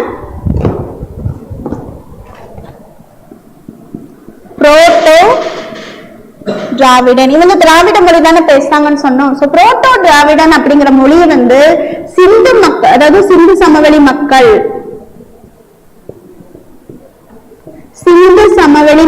பயன்படுத்தினர் அப்படின்னு யார் சொல்றாங்கன்னா கூராஸ் பாதிரியார். தமிழ்ல படிச்சிருப்போம் இல்லையா, அவர் தான் வந்து சொல்லியிருக்காரு. ஓகேங்களா? ஓகே. நெக்ஸ்ட் லாஸ்ட் வந்து நம்மளுக்கு என்னன்னா சிந்து நாகரிகம் வேதகால நாகரிகத்துக்கும் என்ன டிஃபரன்ஸ், நம்ம அங்க படிச்சோல்லையே திராவிடத்துக்கும் இதுக்கும் சொல்லிட்டு. சரி, சிந்து சமவெளி மற்றும் ஹரப்பா இரண்டும் ஒன்றா அப்படின்னு வந்து கேட்டிருக்கீங்க. சிந்து சமவெளி நாகரிகம் அப்படின்னா அந்த நாகரிகத்துல வந்து கிடைச்சக்கூடிய இடங்கள் தான் வந்து இந்த ஹரப்பா அப்படிங்கிற நகரமும் மொஹஞ்சதாரோ அப்படிங்கிற நகரம். இந்த நகரத்துலதான் வந்து மக்கள் எப்படியெல்லாம் வாழ்ந்தாங்க. சோ இதுல வந்து இந்த நாகரிக மக்களுடைய கண்டெடுக்கப்பட்ட இடங்கள் தானே ஒழிய இது இரண்டும் ஒன்றாங்கிறது தலைப்பு கீழே வர்றதா, புரியுது இல்லைங்களா? சோ இது ஹரப்பா அப்படிங்கிறது ஒரு இடம், புரியுதுங்களா? அதுதான் எழுதணும்ல, அங்க கண்டுபிடிச்சாங்கன்னு சொல்லிடலாம். சோ அதுதான் ஒண்ணு. சோ நெக்ஸ்ட் வந்து என்னன்னா ஃபைனலா ரெண்டுக்கும் உள்ள வித்தியாசம் என்ன, எதுக்கு சிந்துக்கும் வேதகால நாகரிகம் எழுதிக்கோங்க. ரெண்டு காலமா பிரிச்சு. ஓகே. சிந்து தென் வந்து வேதகால நாகரிகம். இவங்க ரெண்டுக்கும் என்ன டிஃபரன்ஸா இருந்தது, அதாவது இவங்க பின்பற்றின நாகரிகத்துக்கு என்ன டிஃபரெண்ட் அப்படின்னா, நான் சொன்னேன் இல்லையா, இவங்க என்னது ஃபுல் அண்ட் ஃபுல் நம்மளுடைய சிட்டி லைஃப் அப்படின்னு சொன்னேன். சோ இவங்க வந்து நகர வாழ்க்கை, இவங்க வந்து வேத காலம் அப்படின்னா கிராமவாசிகளா தான் இருந்தாங்க. சோ வேதங்கள் வாசிட்டு இருக்கிறது அப்படின்னாலே சிட்டி லைஃப்க்கு வராது. சோ வந்து என்னது கிராமவாசி. தென் சிந்து வந்து மக்கள் பாத்தீங்கன்னா இரும்பின் பயன் அறிஞ்சவங்களா, அறியாதவர். இவங்க வந்து அறிந்தவர்கள். சும்மா டிஃபரன்ஸ் மட்டும் எழுதுங்க. காளையை சிந்து மக்கள் வந்து வணங்கினாங்களாம். காளையை சிந்து மக்கள் வணங்கினர். இவங்க பசுவை வந்து புனித விலங்கா தான் பார்த்திருக்காங்க. பசுவை புனித விலங்காக கருதினர். சிந்து சமவெளி மக்கள் வந்து லிங்க வழிபாடு, இவங்களுக்கு வந்து லிங்க வழிபாடு நிலவி இருந்துச்சு. இவங்க வந்து அதை வெறுத்தாங்க. சரிங்களா, லிங்க வழிபாடு எல்லாம் இல்ல அப்படின்னு வந்து சொல்லியிருந்தாங்க. தென் சிலை வழிபாடு இவங்க வந்து பண்றாங்க. சிலை வழிபாடு உண்டு, இங்க வந்து அது கிடையாது. தென் எழுத்துக்கலையில தேர்ச்சி, இவங்க தேர்ச்சி பெறவில்லை. ஆயுதங்கள்லாம் இவங்க தான் பயன்படுத்தினாங்க, பட் இவங்களுக்கு வந்து அது கிடையாது. சரிங்களா, அதாவது கவச ஆடை, இரும்பு தொப்பி, இதெல்லாம் கவச ஆடை, இரும்பு தொப்பி,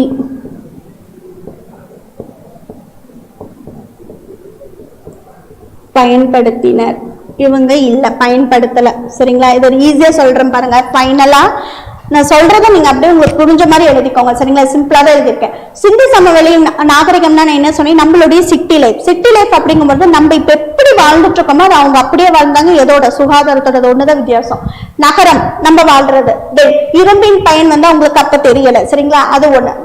காளையை சிந்து மக்கள் வணங்கினாங்க. சரிங்களா, காளை நம்ம கூட இப்ப ஜல்லிக்கட்டுல என்ன பண்றோம், காளையை வணங்கி அனுப்புறோம். சோ அதை வந்து மக்கள் வந்து வணங்கினாங்க. ஆனா இவங்க வேத காலத்துல பசுவை வந்து ஒரு புனித விலங்காதான் பார்த்தாங்க, தெய்வமெல்லாம் பார்க்கல. லிங்க வழிபாடு, நம்ம இப்ப லிங்கத்தை வழிபடுறோம் இல்லைங்களா, ஆனா அவங்க அதை பண்ணல. சிலை வழிபாடு, நம்ம இப்ப சிலை வழிபாடு பண்றோம் இல்லையா, சோ நம்ம டிடிஸ், சோ தெய்வங்கள் வந்து இருக்குன்னு சொல்லிட்டு சிலை வழிபாடு நம்ம பண்றோம். எழுத்துக்கலையில நம்ம தேர்ச்சி, கண்டிப்பா நம்ம இப்ப வாழக்கூடிய வாழ்க்கையும் எப்படி இருக்கு, எழுத்துக்கலையில தேர்ச்சி தான் பெற்று இருக்கோம். தென் வந்து கவச ஆடை, இரும்பு தொப்பி, இதெல்லாம் வந்து யாருன்னா வேதகால மக்கள் வந்து பயன்படுத்தினாங்க. எதுக்கு அப்படின்னா, வேத காலத்துல இருந்த மக்கள் தான் வந்து என்ன பண்ணாங்கன்னா படையெடுப்பு, அந்த மாதிரி போர்கள், அந்த மாதிரி எல்லாம் வந்து ஈடுபட்டாங்க. பட் இவங்க எல்லாருமே நம்ம தான் இல்லையா, சிந்துவெளினா நாகரிகம், நகரம். சோ நம்ம எல்லாமே வந்து சாஃப்ட், நம்ம எல்லாம் பயப்படுவோம்னு வச்சுக்கோங்க. நம்ம எல்லாம் வந்து பண்ணுவோமா, நம்ம எப்படி போறோம், நார்மலா தான் போறோம். கவசாடைகள் இல்ல ஏதாச்சும் ஒண்ணு, எப்பவுமே வந்து ஜாக்கெட், புல்லட் ப்ரூஃப் ஜாக்கெட் போட்டுதான் போயிட்டு இருக்கோம். சோ அந்த மாதிரி நமக்கு தேவையில்லை. அதே மாதிரி தான் சிந்துவெளி மக்களும் ரொம்ப சாஃப்ட். சோ அவங்களுக்கு அதெல்லாம் தேவையில்லை. பட் இவங்க எல்லாமே வந்து வீரர்கள் மாதிரி தான் இருந்தாங்க. சோ அதனால கவசாடை, இரும்பு தொப்பி, இதெல்லாம் இவங்க தான் பயன்படுத்தினாங்க, இவங்க இதை பயன்படுத்தல. இந்த மாதிரி இருந்த சிந்து சமவெளி நாகரிகம் எப்ப வந்து வீழ்ச்சி அடைஞ்சிச்சு அப்படின்னு பாத்தீங்க அப்படின்னா, வெள்ளப்பெருக்கு அப்படின்னு வந்து சொல்றாங்க. சரிங்களா, இந்த வெள்ளப்பெருக்கு, காலநிலை மாற்றங்கள், இந்த மாதிரி எல்லாம் இருக்கிறதுனால உங்களுக்கு என்ன ஆகுது அப்படின்னு பாத்தீங்கன்னா, சிந்து சமவெளி நாகரிகம் வந்து வீழ்ச்சி அடைஞ்சிருச்சு அப்படின்னு வந்து சொல்றாங்க. சுற்றுச்சூழல் மாற்றம், படையெடுப்பு, அந்த மாதிரி எல்லாம் வந்து வீழ்ச்சி அடைஞ்சிருச்சு. சோ இதுதான் வந்து இன்னைக்கு ஹிஸ்டரியில இதுல வந்து நம்மளுக்கு கிடைச்ச இன்ட்ரோடக்ஷன் லெசன். சரிங்களா, நெக்ஸ்ட் கிளாஸ்ல நீங்க என்ன பண்ணணும்னா, ஹோம்ஒர்க் இப்ப படிச்சக்கூடிய நோட்ஸ், தென் வந்து நீங்க மெட்டீரியல் வச்சிருப்பீங்களே அதோட ரெஃபர் பண்ணி சிந்து சமவெளி நாகரிகம் இதுக்கு முன்னாடி நம்ம என்னென்ன படிச்சோம் அது எல்லாமே வந்து படிச்சுட்டு வாங்க. வந்த உடனே ஒரு குயிக் ரிவிஷன் முடிச்சுட்டு நம்ம என்ன பண்ணோம், ஒரு 10 கொஸ்டின் ரிவிஷன் வந்து இப்பவே முடிச்சிருப்பேன். பட் டைம் வந்து உங்களுக்கு லேட் ஆயிடுச்சு இல்லையா. நெக்ஸ்ட் கிளாஸ்ல ரிவிஷன் பிளஸ் வந்து உங்களுக்கு டெஸ்ட் கண்டிப்பா இருக்கும் 10 கொஸ்டின். ஸோ படிச்சுட்டு வாங்க. கண்டினியூவா இதே மாதிரி நம்ம வந்து போயிட்டே இருக்கலாம். ஓகேவா, தேங்க்யூ, ஆல் தி பெஸ்ட்.